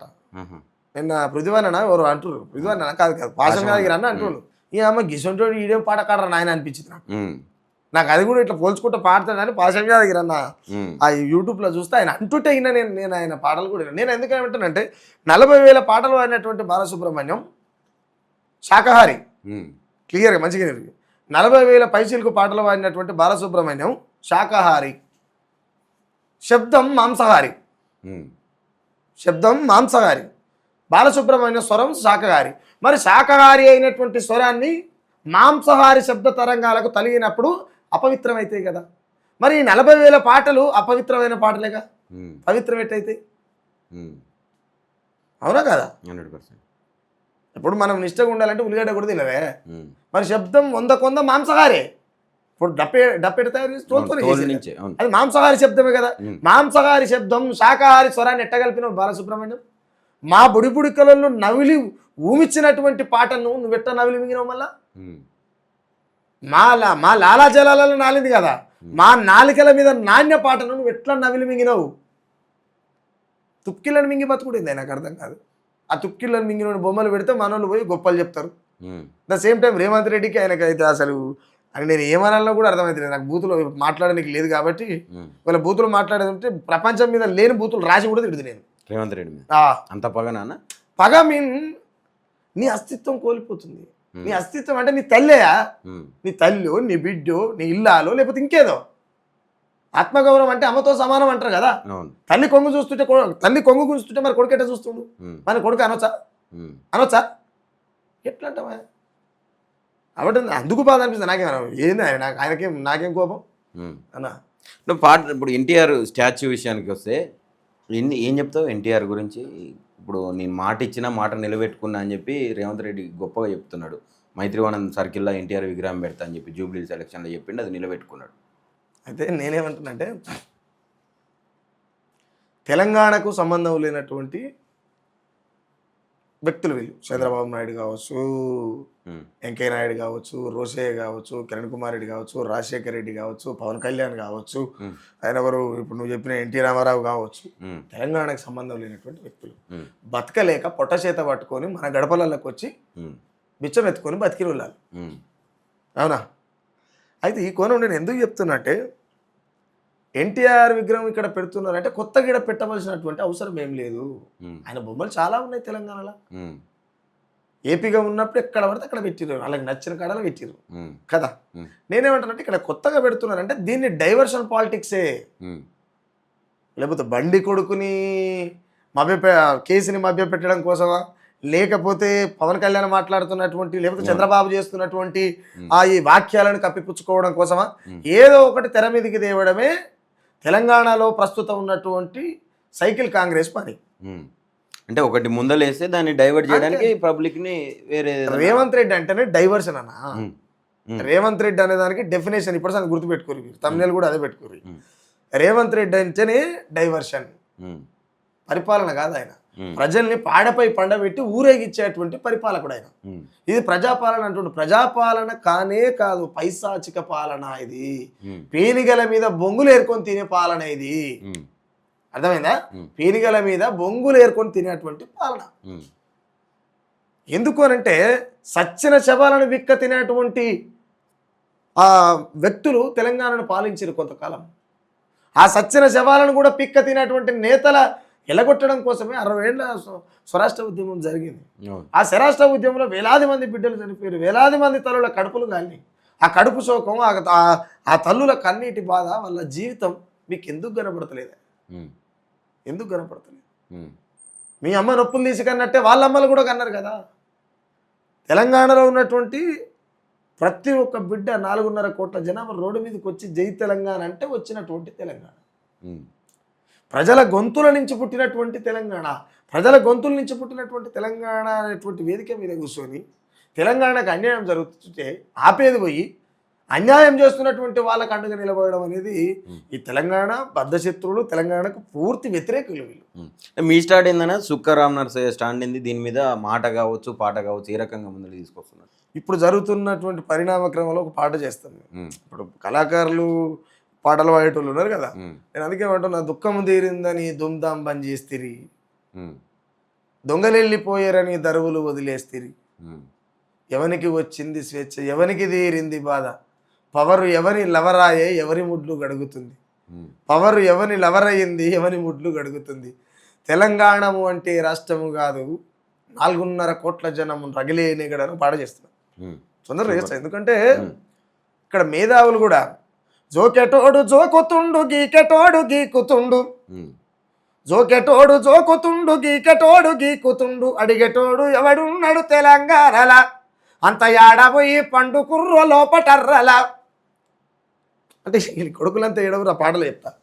మేధావి వర్గం ఒకటి ఉన్నది, కొంతమంది మాత్రమే తెలంగాణకు అన్యాయం జరుగుతున్నది, తెలంగాణ వాదానికి అన్యాయం జరుగుతున్నది, ఆత్మగౌరవానికి అన్యాయం జరుగుతున్నది మళ్ళీ అని చెప్పి ఒక తెలంగాణని విఫల రాష్ట్రంగా చూపించే కుట్ర జరుగుతున్నది అని చెప్పి కొంతమంది బయటికి వెళ్తా ఉన్నారు. అదే చర్యల భాగంగా పవన్ కళ్యాణ్ కావచ్చు, ఈ ప్రొఫెసర్ నాగేశ్వర్ విషయంలో దానికి సంబంధించి పవన్ కళ్యాణ్ మీద మాట్లాడినటువంటి మాటలకు కౌంటర్గా నిన్న ఒక ప్రెస్ మీట్ జరిగింది. ప్రెస్ క్లబ్లో. ఉమ్. మేధావి వర్గం ఎవరైతే కొంతమంది బయటికి వెళ్ళి మాట్లాడినరో వాళ్ళందరినీ కూడా ఇష్టానుసారంగా ఎవరు ఇంతవరకు అయితే నేను చూడలేదు వాళ్ళని అనగా పాశం యాదగిరి అన్నని అరే తొరే అనడం కావచ్చు, ఇష్టానుసారంగా మాట్లాడినరు కొంతమంది జనసేన నాయకులు. ఉమ్. ఏం చెప్తారన్నా దీని మీద? పాశం యాదగిరి లాంటి వాళ్ళని వరైతోరే అని మాట్లాడారా? అమ్మ, ఎవరైనా ఆయన పేరేంది? సంపత్ నాయక్ అని జనసేన పార్టీ సంబంధించిన ఆయన. ఇక్కడ తెలంగాణ తెలంగాణోడేనా? తెలంగాణ అంటున్నాడు. తెలంగాణలో పుట్టి తెలంగాణ అస్తిత్వం కోసం జీవితాలు త్యాగం చేసినటువంటి, జీవితం అంతా ఎక్స్ప్లెయిన్ చేసుకోడు, తెలంగాణ జరుగుతున్నటువంటి అన్యాయాన్ని ఎక్స్ప్లెయిన్ చేసుకుంటేనే బతుకుతుండు పాశం యాదగిరి అన్న. ఆయనను పట్టుకుని ఆయన అంటే వాడు ఎంత మూర్ఖుడే. ఆపే దమ్ముందా తెలంగాణలో? అబ్బకు పుట్టినోడు ఎవ్వడు కూడా పాశం యాదగిరి అన్నాడు. అబ్బకు పుట్టినోడు ఎవ్వడు అన్నాడు. ఇక అన్నాడు అంటే మనం ఆ డెఫినేషన్ ఎట్లా అనేది కదా ప్రజలు చూసుకోవాలి ఓపెన్గా. పాశం యాదగిరి అనేట ఆయన ఒక సీనియర్ జర్నలిస్ట్గా, ఆయన ఇంకోటి మంచి విశ్లేషకుడు. ఆయన ఇంటి పేరు పాశం, అన్యాయం చేస్తే పెడతాడు తొడపాశం. ఆయన ఇంటి పేరు పాశం, అన్యాయం చేసే వాళ్ళకి పెడతాడు తొడపాశం అని. పాశం యాదగిరి అంటే మామూలు కాదు ఆయన. చూస్తానికి ఏదో ఏం తెలియని మనిషి లెక్క, ఊరు మనిషి లెక్క ఉంటాడు ఆయన మోటుగా. కానీ ఆయన మెదడు కండాలు దాటిపోయి మాట్లాడుతుంటుంది. గాయనను పట్టుకొని ఆడుతారని మాట్లాడుతుందంటే వాడిని తెలంగాణలో తిరగకుండా చెప్పులు తీసుకొని కొట్టాలి, రోత మీద తలకుంటే చెప్పులు తీసుకొని కొట్టాలి. ఆయన ఎవడో ఏం పేరు? సంపత్ నాయక్. నేను ఆయన పేరు కూడా వెళ్ళలేదు ఆయన. అరే షూట్ అండ్ సైట్ ఆర్డర్స్ ఇచ్చారంట ఆయనకు. తెలంగాణ ఉద్యమం మలిదశ ఉద్యమకారుని అంటుండు. మీ అమ్మ నేను డబ్బు గిత్తుండి డబ్బు సంఖకేసుకొని తిరిగిన వాడిని అయితే ఎడచూలేమా నేను. వాడు యశ్వంతుడో కూడా తెలియదు నిజంగా. ఫస్ట్ టైం నేను ప్రామిస్ చెప్తున్నమాట, నాకు తెలియదు కూడా తెలియదు, ఓపెనే తెలియదు. అంటే పవన్ కళ్యాణ్ అడ్డుకునే దమ్ముందా తెలంగాణలో? పవన్ కళ్యాణ్ ఎందుకు రావద్దు అంటారు అని చెప్పి మాట్లాడుతున్నాం. ఇప్పుడు ఆయన ఈడికి ఎందుకు వస్తాడు, మేము ఎందుకు అడ్డుకుంటాం? బరాబర్ వస్తాడు అని చెప్తున్నాడు. దేనికి వస్తాడు? అడ్డుకుంటాడా లేకపోతే చేతన అవుతుందా కాదని చెప్పి కాంగ్రెస్ పార్టీ చెప్పాలి. కాంగ్రెస్ పార్టీ అధికారంలో వాళ్ళు చెప్పాలి. ప్రజలు ఎన్నుకున్న తర్వాత పాలన నీ చేతిలో ఉన్నది, పట్టపాక నీ చేతిలో ఉన్నది. కాంగ్రెస్ ఆబ్వియస్ గా మాట్లాడతలేదు కదా దాని గురించి. పెన్ను నీ చేతిలో ఉన్నది, గన్ను నీ చేతిలో ఉన్నాయి, అని నీకానే ఉన్నాయి రేవంత్ రెడ్డి. కాబట్టి పవన్ కళ్యాణ్ వీడికి ఎందుకు వస్తాడు? మరి నీకు మాకు పొత్తు కుదరదని చెప్పి కంచెలు వేసుకునేవారు ఆయన, నీది నువ్వు మాది మేమని. మీరు ఇంకా సిగ్గిశేరం లేక ఇప్పటిదాకా ఈయనే కూర్చొని ఆకాశాన్ని అంటే మేడలు కట్టుకొని ఈయనే బొరలాడుకుంటా నాటకాలు ఆడుతారు కొడుకులు ఒక్కొక్కడు. ఎంత దుర్మార్గం ఇది! దానికి తోడు ఈ తెలంగాణ నేల మీద పుట్టి ఈ తెలంగాణ నేల మీద ఈ నీళ్లు తాగిన కొడుకులు కూడా ఉల్టపల్ట మాట్లాడుతున్నారు. అంటే ఏమన్నా ఏ చెప్పుతోని కొట్టాలి వీళ్ళని? ఏ చెప్పుతోని కొట్టాలి? అరే మిమ్మల్ని అన్న తండ్రిని మర్చిపోతారా భయ్? మిమ్మల్ని అన్న తల్లిని రొమ్ములు పట్టుకొని కోస్తారా? సిగ్గు లేదు ఒక్కొక్కరికి. ఇప్పుడు నువ్వు పవన్ కళ్యాణ్ ఉన్నాడు. పవన్ కళ్యాణ్ అనేట ఆయన ఒక వేషకాడు. వేషకాడు అంటే ఏంది? రంగులు అద్దుకొని చిందులు వేసేటోడు. బీజేపీ చేస్తున్నటువంటి కుంభకోణాల్లో భాగంగా ఆంధ్రాలో ఫామ్ అయినటువంటి ఎన్డీఏ ప్రభుత్వం ఏదైతే ఉన్నదో దానికి ఈ పవన్ కళ్యాణ్ అనేట ఆయన తొత్తుగా మారిండు. కాబట్టి ఆయన డిప్యూటీ సీఎం అయింది. డిప్యూటీ సీఎం అయినట్టు. పవన్ కళ్యాణ్ ఏమైనా కూడా తెలియదా? వాళ్ళ గురించి నాకేం అవసరం? నా తెలంగాణ ఏమవుతుంది అనేది బాధ ఉంటుంది నాకు. కానీ వాళ్ళ గురించి నాకేం అవసరం? అవునా కాదా? ఇప్పుడు నేను అందుకే ఫస్ట్ చాలాసార్లు చెప్తా, నా ఇల్లు బాగుంటే బయట ఉంటా, లేకపోతే ఇంట్లో ఉంటాను. కాబట్టి నా ఇల్లు ఏది తెలంగాణ. నా ఇల్లు గురించి ఆలోచిస్తా, నేను పక్కింటి గురించి ఏది కలుస్తా. సనాతన ధర్మాన్ని ఎత్తుకున్నాడు, హిందువుల రక్షకునిగా ఉంటున్నాడు, పరిరక్షిస్తున్నాడు. దాన్ని అడ్డుకోవడం కోసమే మీలాంటి వాళ్ళు మాట్లాడుతున్నారని చెప్పి మాట్లాడుతున్నారు. హిందువులని సర్వనాశనం చేసేది సనాతన ధర్మం. హిందువులను సర్వనాశనం చేసేది సనాతన ధర్మం. క్లియర్. వాడు ఎవడో మాట్లాడినాడు చెత్త మీద ఉన్నాడు, మనకు తలకాలేనట్టుంది. ఎట్లా అనంటే హిందువులకు ప్రమాదం ఎవరి నుంచి ఉంది? ఎవరి నుంచి ఉందో చెప్పాలి కదా. కాపాడుతున్నారు అంటే ప్రమాదం ఉన్నట్లు లెక్క. ప్రమాదం ఎవరి నుంచి ఉందిరా భయ్? ప్రమాదాన్ని సృష్టించేది మీరే. ఇది ఇట్లా జరుగుతుంది అనేది మీరే. కాబట్టి నేనేమంటున్నా, ఇక్కడ మీరు ఏం చెప్పినా ఫైనల్గా ఏం చెప్తారు అంటే ముస్లింలు అని చెప్తారు. అవును కాదా? ఈ ముస్లింలు క్రిస్టియన్లు మనం వెళ్ళకూడదాం అంటే ఇది అన్ని మతస్థులు బతకొచ్చు అని చెప్పి జీవించవచ్చు అని చెప్పి రాసుకున్నటువంటి దేశంలో నేనేమంటున్నా అంటే ఇక్కడ ఉన్నటువంటి హిందూ మతాన్ని మీరు కొత్తగా ఏం కాపాడకరు. హిందూ మతాన్ని మీరు కొత్తగా కాపాడకండి. పవన్ కళ్యాణ్ చెప్తున్నా, నిన్న మాట్లాడినటువంటి ఆ చెత్త ఎవడో వానికి కూడా చెప్తున్నా ఓపెన్గా. హిందూ మతం కోసం ప్రాణాలు ఇచ్చేటోళ్ళకి కూడా చెప్తున్నా, హిందూ మతం కోసం ప్రాణాలు ఇచ్చేటోళ్ళకి చెప్తున్నా, ప్రాణాలు తీసేటోళ్ళకి కూడా చెప్తున్నా ఈ మాట. మనం హిందూ ధర్మాన్ని కాపాడాలంటే ముఖ్యంగా గోమాతని జాతీయ జంతువుగా ప్రకటించాలి. ఇప్పుడు మన హిందూ మతం ఏమంటారు ప్రమాదంలో ఉన్నది కదా, ఆ ప్రమాదం నుంచి మనం గట్టెక్కాలంటే ఇక్కడ ఉన్నటువంటి గోమాతని జాతీయ జంతువుగా ప్రకటిస్తే పంచాయే లేదు. ఇది చేతనైతేదేమో హిందూ మతాన్ని ప్రేమించేటోళ్ళు, హిందూ మతం కోసం సచ్చటోళ్ళు, హిందూ మతం కోసం చంపేటోళ్ళు, నేను సనాతని అని చెప్పి తిరుపతి మెట్లు అడుగుతున్నటువంటి పవన్ కళ్యాణ్, ఆ పవన్ కళ్యాణ్ కొత్తాసు వలుకుతున్నటువంటి కొంతమంది చోటమోట బుట్రకాళ్ళు ఉంటారుగా, ఆ బుట్రకాళ్ళు వీళ్ళంతా దీని మీద ఫైట్ చేయమని, రాజకీయాల కోసం పబ్బాలు గడపడం కోసం మళ్ళీ అంటే 29 రాష్ట్రాలలో ఏది ఏమైనప్పటికీ కూడా ఈ సీఎంలందరినీ గుప్పెట్లో పెట్టుకొని ఆటాడిస్తున్నటువంటి బీజేపీని బలపరచడంలో భాగంగానే ఈ సనాతనం హిందూ ధర్మాన్ని లేనిపోని పంచాయలు అప్పేంటారు తెర మీద తీస్తారు. మీరెందుకు చేయరన్నా మరి దీంట్లో మీద పోరాటాలు? మీరు హిందూ ప్రేమికులు కదా, మీరు హిందూ సోదరుడు కదా. నువ్వు నిజంగా తమ్మి నేను ఏమంటున్నా అంటే, నాకు ఎంత ప్రేమ ఉంటే నేను గోమాతను జాతీయ జంతువు చేయాలంటేనే మళ్ళా ఉల్టా అడుగుతావు. నువ్వు పోరాటం చేయాలి కదా దానికి. అంటే ఏం పోరాటం చేయాలి, ఏం చేయాలి అంటున్నా దాన్ని చేయడానికి. అంటే ఇప్పుడు 100 ఆవులు కొనుక్కొచ్చుకోని సాధన ఎట్లా భలే చెప్తావే నువ్వు.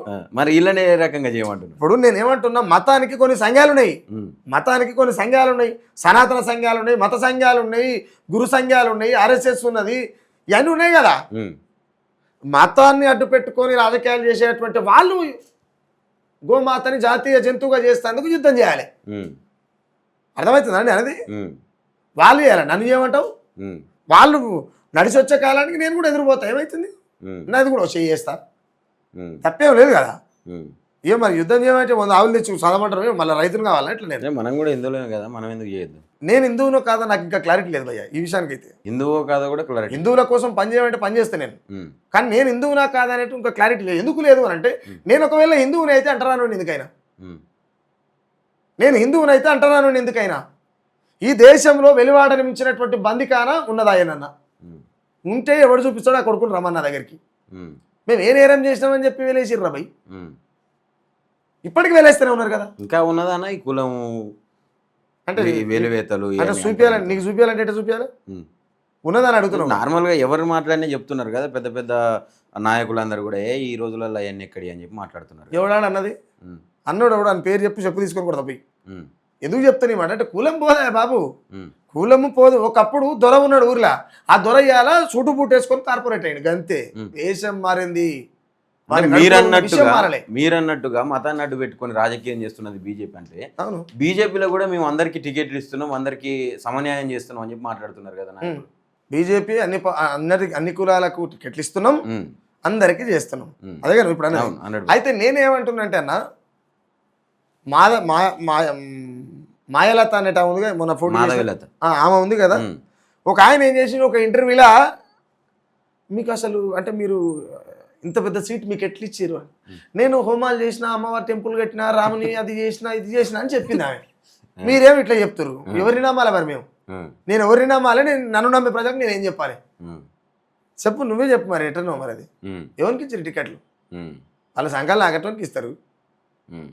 రెండోటి నేను ఏం చెప్తాను, ఇక్కడ ఉన్నటువంటి 2 కేంద్ర మంత్రులు కదా, కిషన్ రెడ్డి కావచ్చు, బండి సంజయ్ కావచ్చు, ఇక్కడ మాట్లాడుతున్నటువంటి కొంతమంది ఉరుగా, వీళ్ళు డైరెక్ట్ పోయి అమిత్ షాని కలిసే స్టామినా ఎవరికైనా ఉంది, ఒక్కరి పేరు అని చెప్పాము, జరమయ్య గారు దండం పెడతాం, ఒక్కని. అమిత్ షా ముట్టుకుంటే అడగాలని ఏం మాట్లాడతావు? అమిత్ షా ముట్టుకోడా? జనాలకు చూడ ఒక పోజు ఇవ్వడం కోసం భుజం మీద చేసినంత మాత్రాన ప్రోమలు ఉల్కపోస్తారు అనేది తప్పు నాయన. ఏదో తెలంగాణలో ఎట్టి పరిస్థితుల్లో వాళ్ళ పాగా ఉండాలి కాబట్టి 2 కేంద్ర మంత్రులు ఇచ్చిరు. వీళ్ళు ఉలికేది లేదు, పలికేది లేదు. తినేవరా బసం అంటే తిన్నా, పన్నెవరా బసం అంటే పని, అయిపోయింది కథ. కేంద్ర మరి పోయి లేనన్నా పోయి మాట్లాడిరా, పార్లమెంట్ మాట్లాడిరా? నీకు తెలిసింది తెలంగాణని అంటుంటే కూడా మాట్లాడలేదు కదా. తెలంగాణని అంటుంటే మాట్లాడరు, తెలంగాణకు బడ్జెట్ రాకపోతే మాట్లాడరు. ఏది ఏమైనా బీజేపీ ఎవరికి టికెట్లు ఇస్తుందంటే, అక్రమాలు చేసేటోళ్లకు, అవినీతి చేసేటోళ్లకు, రేపులు చేసేటోళ్లకు, మానభంగాలు చేసేటోళ్లకు, గుళ్ళను కట్టేటోళ్లకు, ఏదేమైనా ప్రజల్ని భక్తి అనేటువంటి విముక్తి లేనటువంటి వ్యవస్థలకు నెట్టే మనసులకు మాత్రమే ఇస్తుంది. ఇది క్లియర్ అన్న. ఇది కొంచెం పక్కన పెడితే, ఇప్పుడు మొన్న కగార్ జరిగింది, ఆపరేషన్ కగార్ అని చెప్పి అనేక మందిని ఎన్కౌంటర్లో చంపేయడం కావచ్చు, ఇదంతా. అంటే అయితే వస్తావా, బయటకు వస్తావా, లేదా చచ్చిపోతావా అనే నినాదంతో మొదలుపోయింది ఆపరేషన్ కగార్. ఏందన్న దాని మీద మీ స్పందన? ఏముంటుంది, అమిత్ షా మోడీ పెట్టుకున్నటువంటి ఈ దేశంలో స్వేచ్ఛని నెలకొల్పోయినటువంటి ప్రయాణంలో భాగంగానే కమ్యూనిస్టులు అనేక ఉద్యమాలు చేసి మనం చూసినాం. 60 ఏళ్ళ సుదీర్ఘ సాయుధ పోరాటాలు. ఆపరేషన్ కగార్ పేరు పెట్టి అంతం చేస్తాం, చంపేస్తామని చెప్పి ఏ రాజ్యాంగం ప్రకారం చెప్పిర్రో మరి అది ప్రజలు రియలైజ్ కావాల్సినటువంటి అవసరం. ఒక డెడ్ లైన్ పెట్టి చంపేస్తామని క్లియర్గా లైనే పెట్టిండు అవును. కదా. హద్దులు పెట్టుకొని పొద్దున ఆపలేమనేటువంటి బుద్ధి వాళ్ళకి లేదు కదా. హద్దులు పెట్టుకొని పొద్దున ఆపగలిగే బుద్ధి ఎవరికి లేదనేటువంటి చిత్తశుద్ధి వీళ్ళకి లేదు. కాబట్టి నేనేమంటున్నానంటే ఆపరేషన్ కగార్లో అమిత్ షా మోడీ లేకపోతే ఇక్కడ ఉన్నటువంటి బీజేపీ ప్రభుత్వం విజయం సాధించిందనే మాట శుద్ధ తప్పు. ఎందుకు తప్పు అని అంటే ఆపరేషన్ కగార్ అయిపోయిన తర్వాత కూడా మార్చి 31 మార్చి అయిపోయిన తర్వాత కూడా అయిపోయిన వారం రోజులకు 2 వారాలకు అనుకుంటా నాకు తెలిసి భాగ్య రూపీ అని చెప్పి ఒక ఎన్కౌంటర్ అయింది. మరి ఆ డెడ్ లైన్ వరకు కంప్లీట్ కావాలిగా. మళ్ళీ ఎట్లా మునిగింది, మళ్ళీ ఎట్లా జరిగింది అది ఎన్కౌంటర్? బీజేపీ ఓడిపోయిందని చెప్తున్నా క్లియర్ క్లియర్ కదన్నా. బీజేపీ ఓడిపోయింది కానీ ఇక్కడ ఏం గెలిచింది అని అంటే నేనేమంటా అంటే ఇక్కడ మానవ ఉనికి గెలుస్తుంది. మావోయిస్ట్ పార్టీ అంటేనే మానవ ఉనికి. మావోయిస్ట్ పార్టీ అంటే తుపాకులు పట్టుకొని డడ్డని కాల్చుడు కాదు. మావోయిస్ట్ పార్టీ అంటేనే మానవ ఉనికి. కమ్యూనిస్టులు అంటేనే కమిట్మెంట్. ఇప్పుడు ఇంకా కొంతమంది కమ్యూనిస్టులు ఏంటంటే కమ్యూనిస్టులు అంటే కూడా అందరూ మంచోళ్ళు అని చెప్పలేను. మా ఆయన ఇలా కూడా రివిజనిస్టులు కొంతమంది. యుద్ధం చేతగాక మధ్యలో దొంగకొచ్చిన దొంగలు ఉన్నారు. అన్నలు అడవిలోకి పోయి చచ్చిపోతే ఊళ్ళో ఉన్నటువంటి చోటమోట ఎర్ర పార్టీలు ఉంటాయిగా, ఆ ఎర్ర పార్టీలన్నీ రాజ్యం కాళ్ళకాడనే ఉండి ఇక అలాంటి ఎర్ర అన్నలు ఎట్లా అంటాం మనం? ఎర్రి అన్నలు అనాలి. ఎర్రన్నలు కాదు ఎర్రి అన్నలు అనాలి.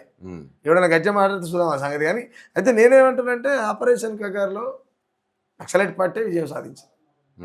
రెండోటి సాధిస్తుంది కూడా. ఎందుకు అని అంటే ఒక తల్లి పిల్లలు కనడం బంద్ చేసినప్పుడే విప్లవం అయిపోతుంది భయ్య. నేను అందుకే అలా రాసిన కన్నీళ్లకు కడుపై ప్రసవిస్తే వచ్చేద తిరుగుబాటు, ఈ రాజ్యపు విధ్వంసాలకు పుడుతడు ఓ నక్సలైటు, విప్లవమెప్పుడు విత్తనమే అంతం లేని సంతానమే, వేలాది వీరులను చంపింది రాజ్యం ఎన్నడు నీతిగా గెలిచింది. ఎడన్నా నీతిగా గెలిచినవా? నీతి అనేటువంటి సబ్జెక్టుకు డెఫినేషనే తెలియదు రాజ్యానికి. అన్న మీరు ఇంకో పాట రాసిండ్రు దీని మీద, ఆపరేషన్ కగార్ మీద. ఏంటది? స్వార్థాల లోకము. ఆపరేషన్ కగార్ మీద నాకు తెలిసి నేను రాసిన పాటలు ఎవరు రాయలే. అన్ని పాటలు నేనే రాసిన, ఘోరంగా రాసిన. అంటే నాకు అనిపిస్తే రాసిన. మధ్యరాత్రి కాడ మెలకొస్తే పాట రాసిన, నిద్రపోకుండా రాసిన, మెలకొస్తే రాసిన, ఏదేమైనా పాట రాసిన ఆపరేషన్ కగార్ విషయంలో. నేను అందుకే అలా రాసిన మా పల్లె ఎద నిండా దుఃఖం, కొండ కోనల్లో పారేటి రక్తం, మా పల్లె ఎద నిండా దుఃఖం, పురిటి నొప్పుల బాధ నాకు తెలుసు, ఈ పుడమి నొప్పులు నీకు ఎట్లా తెలుసు, గొప్ప మనసెట్ట వచ్చింది కొడుక, అయ్యో ఎవరొస్తారయ్యా మీ వెనక, స్వార్థాల లోకము సస్య మాకేందని సచ్చి బతుకుతున్నారయ్యా, ఈ బతుకున్న పీనిగల బతుకు తెరువు కొరకు బంధుకును వదలకయ్యా. అంటే నువ్వు చచ్చిపోయినా పర్వాలేదు బిడ్డ, ఇక్కడ ఉన్నటువంటి ప్రజలంతా సావుకు భయపడుతున్నారు, కానీ నువ్వు సచ్చైన గెలవాలనేటువంటి ఆ తిరుగుబాటును ఆ తల్లి నూరిపోస్తూ ఒక తెలవని యుద్ధతంత్రాన్ని నేర్పుతుంటది కొడుకు. చీకటైతుందంటే కొడుక అయ్యో ఇల్లు చేరేది నీ నడక, ఆడివంత చీకటే నాట సాగు ఎదురుంగా నడిచొస్తదాట, ఏమి ధైర్యం అయ్యా ఎవరి కొరకు నడక అయినొల్ల నెడబాసి పోరు బాట, ఏమి ధైర్యం అయ్యా ఎవరి కొరకు నడక అయినొల్ల నెడబాసి పోరు బాట. ఇక్కడ ఉన్నటువంటి ప్రజలంతా కూడా బతుకున్న శవాలుగా బతుకుతున్నారని ఎమ్మటి ఎవ్వరు రారా, నువ్వు తండ్రి వైనను కంటే నా కొడక నీ ఏలు పట్టుకొని నేనొత్తు అన్నాలంట. ఇక్కడ ఉన్న నీ బతుకున్న శవాలు బిడ్డ, ఈ శవాల కోసం నువ్వు యుద్ధం చేయాలి. మరి నువ్వు ఒక్కడనే పోతున్నావు, నీ ఇంట్లో ఎవరు వస్తారు? నువ్వు కొడుకు వై నన్ను అంటే నేను వస్తానని ఎమ్మటి తుపాకు పట్టుకొని తల్లి ఎత్తుంటా.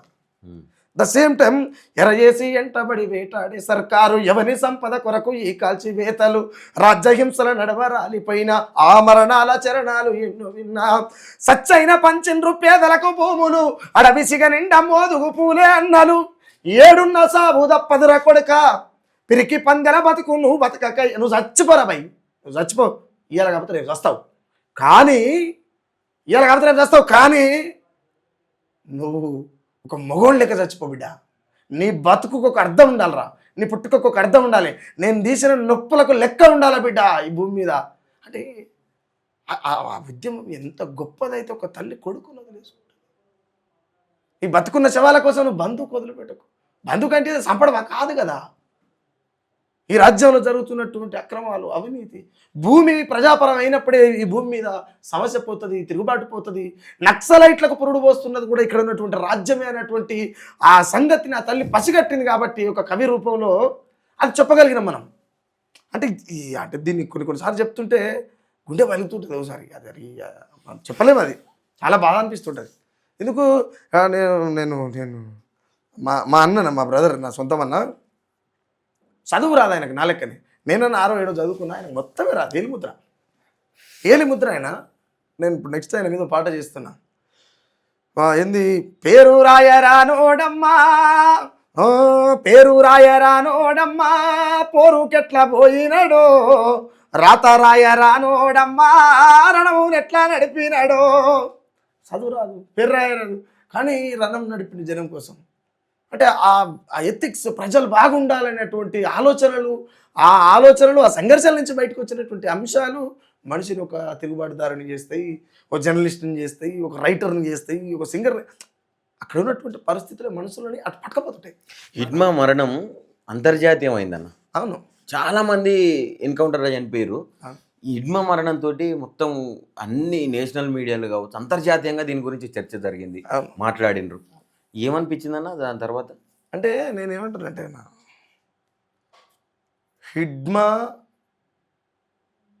ఆయనది పుట్టుక నీకు చెప్పనికి లేదు. ఎందుకంటే నేను అంటే నాకు కొన్ని మనం చూస్తుంటాం, చదువుతుంటాం, చెప్తుంటే వింటుంటాం కదా. హిడ్మా అది పుట్టుక అననికి లేదు. ఆయన పుట్టుక ఒక ప్రపంచనం. ఆయన పుట్టుక సాధారణమైనప్పటికీ ఆయన మరణం ఒక ప్రపంచనం. హిడ్మా ఎవరో తెలియదు, చదువు రాదు, అడవి తప్ప ఊరు తెలవని మనిషి హిడ్మా. అడవి తప్ప ఊరు తెలవని మనిషి, కానీ ఎల్లలు దాటి అఖండ ప్రపంచాన్నే చుట్టుముట్టినటువంటి హిడ్మా. సెంటు భూమి లేదు, కట్టుకోవడానికి తల్లికి గుడ్డబట్ట లేదు, అమ్మ రొమ్మల మీద కప్పుకుంటేందుకు సింగులు చక్కగా లేవు, కొంగు లేదు. కానీ కొడుకు మాత్రం మానవాళికి కళ్ళపొడి నీళ్ళు తెప్పించు. ఎసంటే కొడుకుని కానీ గట్ల చావు కూడా భార్య భర్తలు ఇద్దరిని ఒక చితి మీద వేర్చడం అంటే ఇంత కోట్లలో ఎవరికి రాదనుకుంటున్నారు. ఇప్పుడు ఆ రాజీ అనేటువంటి ఆ అక్క కూడా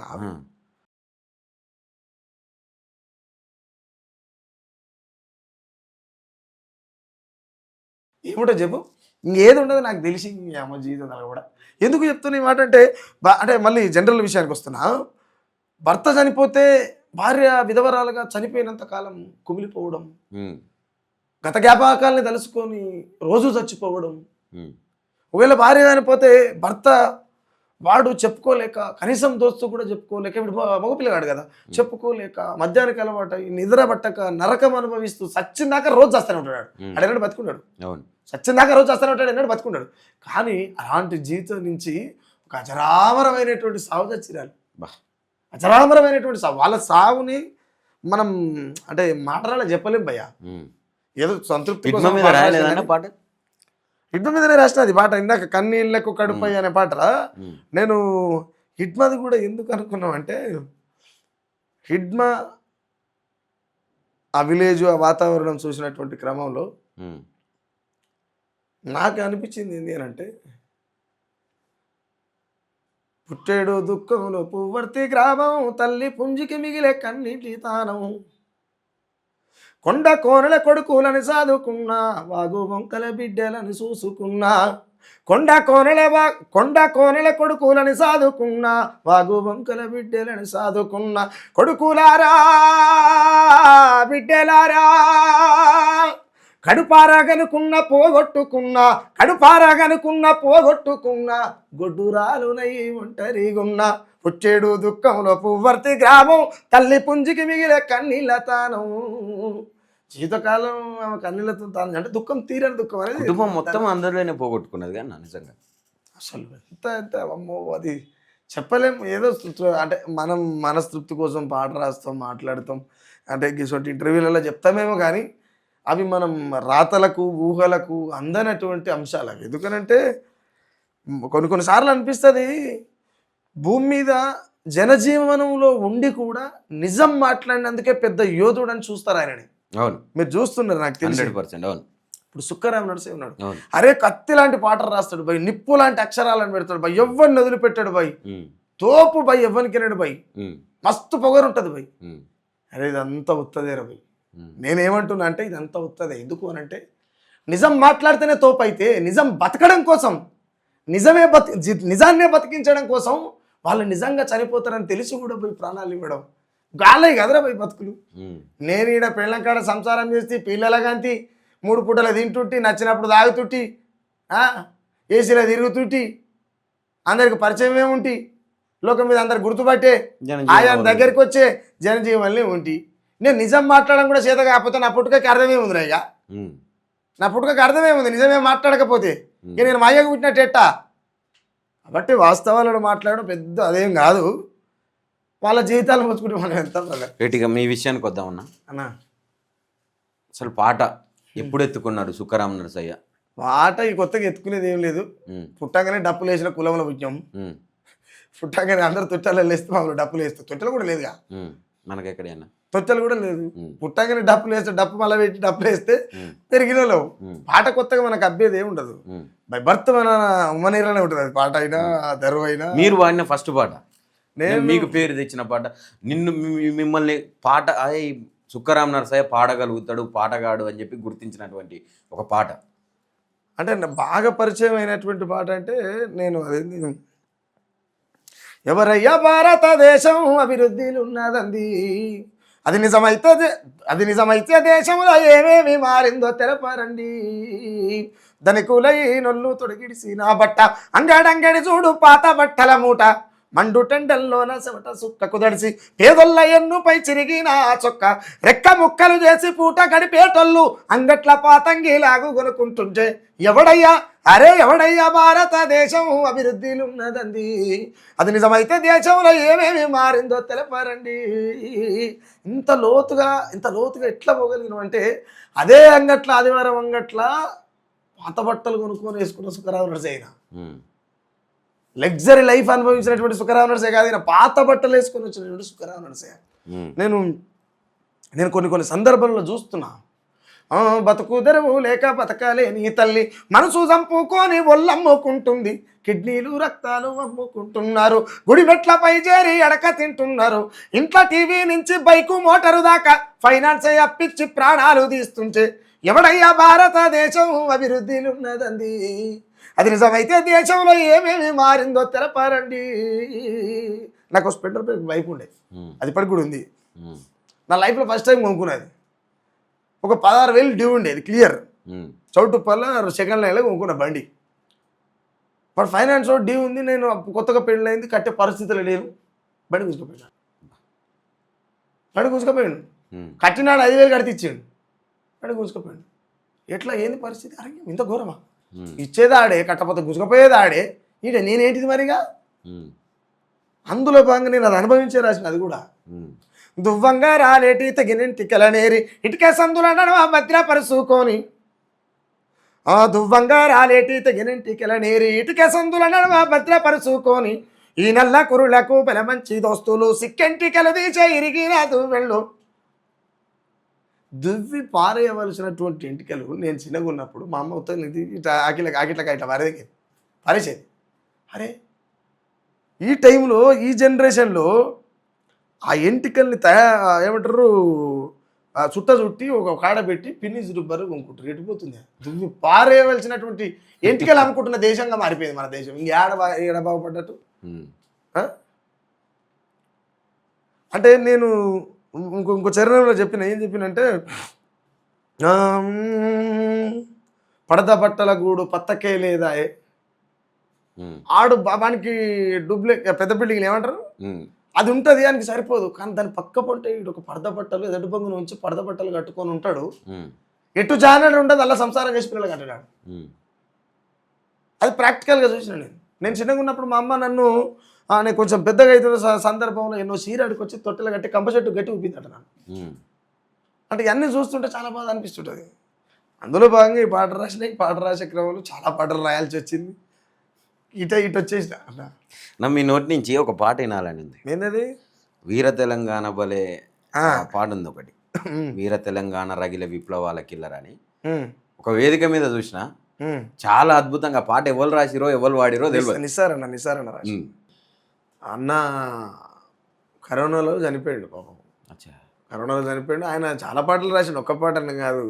తెలంగాణ ఉద్యమంలో పండు వెన్నెలలోన పాడేటి పాటలేమాయి. ఒకసారి వాడన. ఇప్పుడు ఆయన లేడు కాబట్టి ఓడోడో దొంగన కొడుకులు అంతా మేము రాసినామని చెప్పుకుంటారు. ఈ పండు విన్నా, నేను కూడా విన్నా పాట. పండు వెన్నెలలోన పాడేటి పాటలే మాయే, నా పల్లెటూరిలోన ఆడేటి ఆటలే మాయే, నా పల్లెటూరిలోన ఆడేటి ఆటలే మాయే, పాలానగమ్మ భక్త సిరియాలారి చంద్ర అల్లిరాని ఆటలే మాయే, అల్లిరాని ఆటలే మాయే, నా పల్లెటూరులోన మోగేటి కంచు గొంతులేవే, నా పల్లెటూరులోన మోగేటి కంచు గొంతులేవే. ఇప్పుడున్న కళాకారులు ఏంటంటే, నాకు కొంతమంది సింగర్లని అంటే ఈ రాజకీయ నాయకులకు, అంటే రాజకీయ నాయకులకు కావచ్చు, కొంతమంది దొంగలకు పాటలు పాడే కొడుకులు ఉన్నారు కదా, వాళ్ళు ఇప్పుడు ఆయన వచ్చిందంటే మైక్ ఏ షార్ప్లో పెట్టు, బి షార్ప్లో పెట్టు, పిక్ కడలు కట్టాలి ఇట్లా ముచ్చట చెప్తుంటారు. అది పేద ఏందో చేసినట్టు. ఆడ వెనకంగా పాట వస్తుంటుంది, ఆ పాటకి ఇటు గొంతు కలుపుతాడు, అంతే ఏం ఆడాడు. ఇక ఏమైనా చేతులు ఇప్పుడు సిగాలు ఇప్పుడు ఇది తప్ప ఏముండదు. కానీ ఆ టైంలో నిసార్ అని ఏం రాసిండంటే, వెనకటి కాలాన్ని రాసిండు. స్టేజీ కరెంటు మైకు ఏది లేకున్నా కానీ తెల్లవారు వాడి పాడేది, తెల్లవారు వాడి పాడేది, నా పల్లెటూరిలో నా మోగేటి కంచు గొంతులేవి. ఇట్లా ఆయన చాలా అద్భుతంగా, చాలా అద్భుతం ఇలాంటి పాటలు అనేకం రాసిండు ఆయన. ఏందది, తింటున్న కంచాన్ని గుంజుక తింటుండ్రు, ధరలు పెంచి నోట్ల మన్ను కొడుతున్నారు, ఓరోరి ఏలేటోడా జనము ఏందిని బతకాలేరా, పాలకన్నా నీళ్లు పిరమైపోయినాయి, పేదోని బతుకంతా శాపమైపోన్నది, ఓరోరి ఏలేటోడా జనము ఎట్లా తిని బతకాలేరా. ఆయన రాసే పాటల ప్రతి పాటలకు డిఫరెంట్ గునుపు, ఆ బాణీలు ఉంటాయి. సర్కారు దవాఖానా పేరుకైతే పెద్దది, ఎంతో ముద్దుగుంటది, అరే దవాఖానకు పోతే ఉన్న రోగం ఎక్కువైతుంది. ఈ పాట అన్న రాసిన తర్వాత నాకు చాలా రోజులు నాకు అర్థం కాలేదు. అంటే ఏం అర్థం కాలేదంటే, సర్కారు దవాఖానా ముద్దుగుంటుంది, అంటే ఈ ముద్దుగెట్టి ఉంటుంది, అలా రోగులే ఉంటారు, అంత స్మెల్ ఉంటుంది, ఆ మెడిసిన్ అదంతా రకరకాల ఏడుపులు, తుడుపులు, సావులు, పీనిగలి అన్నీ ఉంటాయి కదా. ముద్దు ఎందుకు రాసిందంటే, నేను మొన్న గాంధీ హాస్పిటల్ కాడు పోయినా, వేరే నా ఫ్రెండ్ ఒక అతను హాస్పిటల్ ఉంటే మందలిస్తాను పోతాం కదా, అట్లా పోతే హాస్పిటల్ అంతా తగమాగా ఉంది, దోమలు ఈగలతో ఉన్నది. కానీ గాంధీ హాస్పిటల్ ముందల గేటు ముందర ఉన్నటువంటి గాంధీ బొమ్మ ఒక్కటి మాత్రం ఆరోగ్యంగా ఉంది. అరే అచ్చా ఎందుకు రాసిండా ఏమి అని అనిపించింది, నాకు మనమని అనిపించింది. సర్కారు దవాఖానా పేరుపైతే పెద్దది, ఎంతో ముద్దుగుంటది, దవాఖానకు పోతే ఉన్న రోగం ఎక్కువైతుంది, నేతలెవరు దవాఖానా జోలికెళ్ళరు, నేతలెవరు దవాఖానా జోలికెళ్ళరు, ఇక ఎల్లిరంటే అల్ల నుంచి బయటికెళ్ళరు, దవాఖానల పరుపులేమో పాడెలెక్క ఉంటాయి, పంత నిద్ర పట్టదు, దవాఖానల పరుపులేమో పాడెలెక్క ఉంటుంది, పంత నిద్ర పట్టదు, దోమల జీగలతోనే రోజు గడుచుతుంటది, దవాఖానల పయకానకు దర్వాజాలుండవు, దవాఖానల పయకానకు దర్వాజాలుండవు, నల్లగూడ ఉండదు, నీళ్ళ డబ్బ ఉండదు, గలీజంతా నిండి గబ్బు వాసన కొడుతుంటది, రోగి మీద రోగికి ప్రేమ ఉంటది, అది రోజుకింత దూరమై లేపుకెళ్తుంది. చాలా అద్భుతంగా రాసిండు ఆయన. అంటే ఇక నాకు నీకే బెడ్ల మీద ఉన్న ఏం చేస్తారు, మా ఎంతమంది జీవన పిల్లలకు పెళ్ళి కావాలి సత్సంగం అని ఈమె ఏడుస్తుంది. నా కొడుకు మొన్ననే పెళ్ళి అయింది కానీ పిల్లలు అయితే లేరు, అమ్మ 10 ఏళ్ళు అవుతుందని ఈమె చెప్తుంది. ఈమె చెప్పి ఆమె చెప్పి ఇద్దరి మధ్యలో ఇద్దరు దోస్తులు అవుతారు, ఎవడో తెలియదు దోస్తులు, ఇద్దరు రోగులు దోస్తులు అవుతారు, అటు ఇటలో ఇద్దరులో కూడా చచ్చిపోతారు.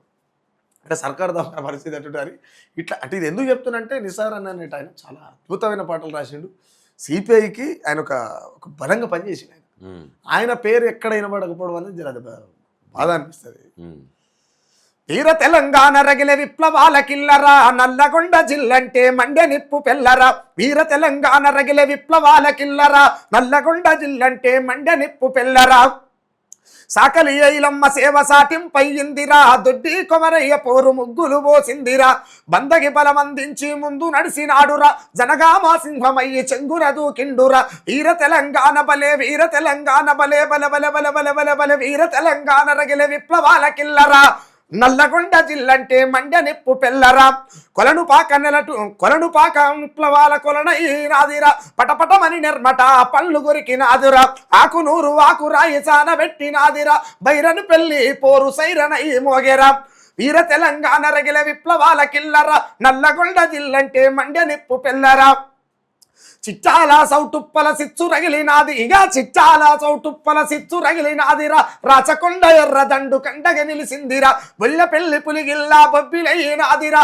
భువనగిరి నాడు బారు తుపాకై పేలెరా వీర తెలంగాణ రగిల విప్లవాల కిల్లరా నల్లగొండ జిల్లంటే మండ్య నిప్పు పెల్లరా సూర్యపేట నైజాముకు సూటి పెట్టినాదిరా సుద్దాల పాట యుద్ధ బాటను నడిపిందిరా సుద్దాల పాట యుద్ధ బాటను నడిపిందిరా వీర తెలంగాణ పోరు జగతికెక్కినాదిరా 5,000 వీరులను అర్పించిన తల్లిరా 5,000 వీరులను అర్పించిన తల్లిరా.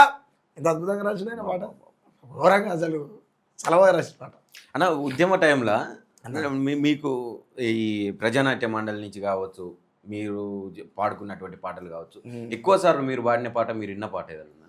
అంటే నేను పాటలు ఏం పాడలేను నా ఉద్యమ టైంలో, వెరీ సీరియస్గా. అంటే చాలా మంది చెప్తుంటారు, ఇప్పుడు ఇందాక నువ్వు పంపతో చెప్పినావుగా, ఆ గంపలుగా పెట్టాడు ఎక్కపోయి పిల్లలకు గంపలుగా పెట్టాడు, నేను జైలు పోయినా, నేను అది చేసి నేనైతే నేను చూడలే. కానీ నేనైతే తెలంగాణ ఉద్యమంలో ఒక వేదిక మీద ఒక మూల కూర్చొని డప్పు కొట్టేది. అదే విన్న పాట కావచ్చు, పాడిన పాట కావచ్చు అన్న, అందుకే అదే డప్పు కొట్టేది. అంటే నేను ఎందుకంటే చేసింది ఓపెన్గా చెప్తాను, నేను చేయకపోతే చేయలేదని చెప్తాను, నన్ను కొడతాను ఇవి కొట్టవు కదా, ఓపెన్గా చెప్తా. అది మందికి పీనెలకు గంపలు కప్పే సంపదకాలకి మాట్లాడాలంటే మనతో కాదు కాబట్టి చెప్తాను ఈ మాట.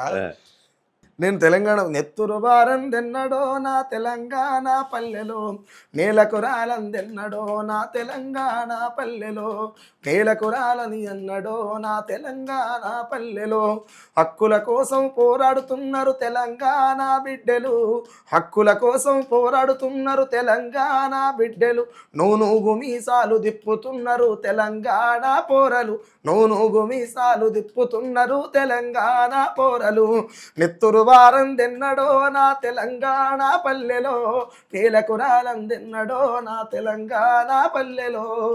అది ఇప్పటికి కూడా కొనసాగుతాను. రైతుల రూపంలో కావచ్చు, నిరుద్యోగుల రూపంలో కావచ్చు,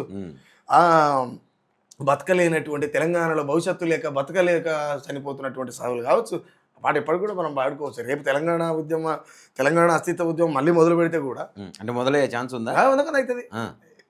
నేను ఏం చెప్తున్నా బ్రదర్, ఒకటే గుర్తుపెట్టుకొని, నేను మీడియాకి కావచ్చు, మీకు కావచ్చు, ప్రజలకు కావచ్చు, మేధావులకు కావచ్చు, ఎవరుంటే వాళ్ళందరికీ చెప్తున్నాను. నేను ఒక మాట ఏం చెప్తా అంటే, ఉద్యమం అస్తిత్వ ఉద్యమం కావచ్చు, అది స్వేచ్ఛా ఉద్యమం కావచ్చు, ఇంకేదైనా కావచ్చు, ఉద్యమం ఆగాలి అని అంటే ఒక తల్లికి గర్భం కాకుండా ఉన్నప్పుడు మాత్రమే ఉద్యమం అనేది పుట్టదు. కానీ మరి తల్లి గర్భం దాల్చకుండా ఉంటుందా? ప్రకృతి కదా, ప్రకృతి కదా. తిరుగుబాటు అనేది ప్రకృతిలో భాగం. విప్లవం అనేది ఒక మనిషిలో జీన్స్ లాంటిది. అది ఇప్పుడు నీకు ఆకలి అవుతుంది, నీకు ఫుడ్ కావాలి అంటే ఇంకేదో యుద్ధం చేయాలి అక్కడ. మనం మొక్కను నాటి ఇప్పుడు నేలను తవ్వాలంటే నాగలు కావాలి, నాగలు పెట్టి పంట పండాలంటే ఇత్తనం పెట్టాలి, ఇత్తనం పెట్టిన తర్వాత చెట్టు కొలిచిన తర్వాత కాత కాయాలి, తర్వాత నువ్వు తెంపాలి. అప్పుడు నీకు అవుతున్నటువంటి ఆకలి తీరాలి. అంటే ఇంత సంఘర్షణ ఉంటుంది మధ్యలో. ఇదంతా ఏంటి, ఇది వారు కాదా, పోరాటమే. కాబట్టి దీని మీద కూడా మీరు ఒక పాట రాసిండ్రు కానీ, పాక హనుమంతు చనిపోయినప్పుడు అప్పుడు వాడిన ఒక పాట విన్నాను. చాలా చాలా చాలా అద్భుతమైన పాట అది. నల్లగొండ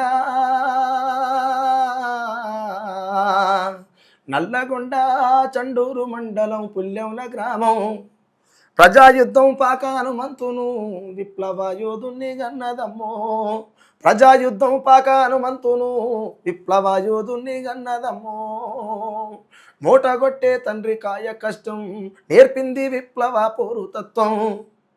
మూట కొట్టడం అంటే వ్యవసాయం చేయడం, పిల్లలకు బతికించుకోవడం కోసం, ఆయన బతకడం కోసం పంట తీయడం, ఆ పంట ద్వారా ఆయన కడుపులో పుట్టినటువంటి పంట బతకడం కోసం. మరి మూట కొట్టే తండ్రి నుంచి ఈయన విప్లవ తత్వాన్ని ఎట్లా నేర్చుకోండు? అది ఇప్పుడు నేను ఏదైతే చెప్పినో ఆయన అది అక్కడ చూసిండు కాబట్టి నేర్చుకున్నాడు. ఇంకోటి పాట ఉంది కానీ, మన అనిచేస్తని అరిచిగోల పెడుతున్నాడు అని చెప్పి రాజ్యం మీద.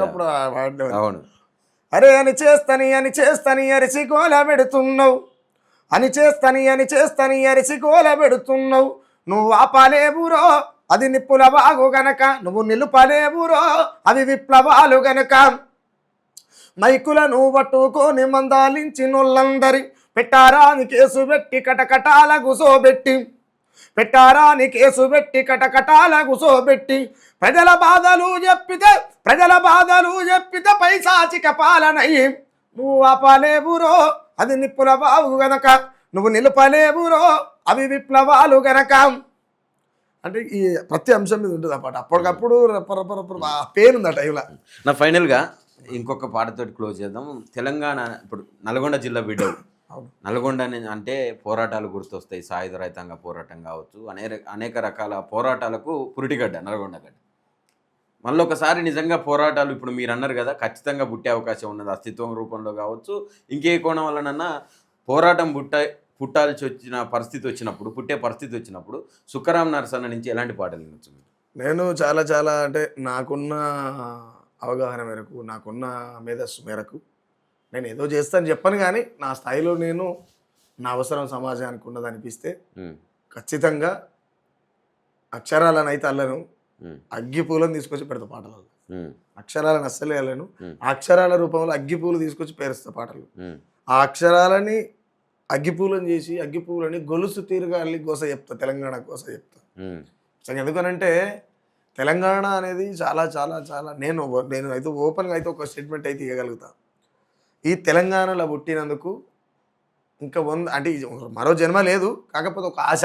ఏం ఆశ అని అంటే 100 జన్మలు ఎత్తిన మళ్ళీ తెలంగాణలో పుట్టాలి, మా నాయన సుఖగాలే మా నాయన కావాలి, నా పేరు సుఖరాం నరసయ్య కావాలి. చాలామంది ఒక ఇంటర్వ్యూ చేస్తుంటే తిక్కలోడు అడిగింది, సుఖరాం నరసయ్య అని మోటి పేరు పెట్టారు కదా, బాధ అనిపించదు. మోటి పేరు ఎందుకు నేను పెద్ద సెలబ్రిటీ కదా ఇప్పుడు, మరి మోటి పేరు బ్రాండ్ అయిపోయింది కదా ఇప్పుడు. సుఖరాం నరసయ్య అంటే ఒక్కొక్కరు సుఖాలు కనపడతాయి, అంటే నేను ఉన్నట్టు అంత దొరికెళ్ళిపోతాడు. అంటే నేను ఏమంటానంటే నాకు ఇదే పేరు ఉండాలి, నాకు మళ్ళీ మా పూజమ్మే భార్యగా దొరకాలి, ఇప్పుడు ఎవరైతే నా పిల్లలు ఎవరైతే వాళ్ళే కావాలి. అంటే ఇదంతా ఎందుకు కోరుకుంటున్నానంటే మీలాంటి మిత్రులు కావాలి, మీలాంటి వాళ్ళు కూడా ఈ సమాజంలో ఉండాలి. ఎందుకు చెప్తున్నంటే తెలంగాణలో ఆత్మగౌరవం ఉంటుంది, ఆత్మగౌరవం కోసం చనిపోతారు. కాబట్టి ఆత్మగౌరవం కోసం చనిపోయేటువంటి నేల మీదనే పుట్టాలనుకుంటా, ఆత్మగౌరవం కోసం ఒకవేళ నా ప్రాణమే పోవాలనుకునే సందర్భం వచ్చినప్పుడు కూడా వదులుకుంటా. కాబట్టి అలాంటి పాటలే రాస్తుంది, అంటే ఎలాంటి డౌట్ లేదు. నా లాస్ట్గా నల్గొండ గురించి ఒక పాట చేస్తున్నారు మీరు, అది రిలీజ్ అవుతుందా ఎప్పుడైతే పాట? నా జిల్లా నల్లాగుండ నా తల్లి సల్లాగుండ, నా జిల్లా నల్లాగుండ నా తల్లి సల్లాగుండ, దండాలు దండాలమ్మో ఉద్యమాల మాయి ముంత, నా జిల్లా నల్లాగుండ నా తల్లి సల్లాగుండ, నాగం ఒలిగొండ గొలను కొండ నాగార్జున నంది కొండ, ఒలిగొండ గొలను కొండ నాగార్జున నంది కొండ, కొండల పూల దండ ఎగిరేటి ఎర్ర జెండా. ఈ పాట నిసార్ అని రాసిండు, సూపర్. ఎండి నిసార్ అని రాసిండు. ఆయన అల్ల ఏం చేసిండంటే ఆ ప్రాంతాన్ని అన్ని రాసే టైంలో పొంగేటి కళ్ళు కుండ, కొండల పూల దండ పొంగేటి కళ్ళు కుండ అని రాసిండు. అయితే నేను కొండల పూల దండ ఎగిరేటి ఎర్ర జెండా అంటే నల్లగొండ అంటే టోటల్ ఎర్ర జెండాలు గుర్తొస్తుంది. నల్గొండ అంటేనే అది విప్లవాల అన్న. థ్యాంక్ యూ అన్న, థ్యాంక్ యూ సో మచ్. ఇన్ని విషయాలు మాట్లాడి మాకు టైం ఇచ్చినందుకు ధన్యవాదాలు అన్న. రైట్, ఇది సుఖరాం నరసన్నతో స్పెషల్ ఇంటర్వ్యూ. మరో ఇంటర్వ్యూతో మళ్ళీ కలుద్దాం.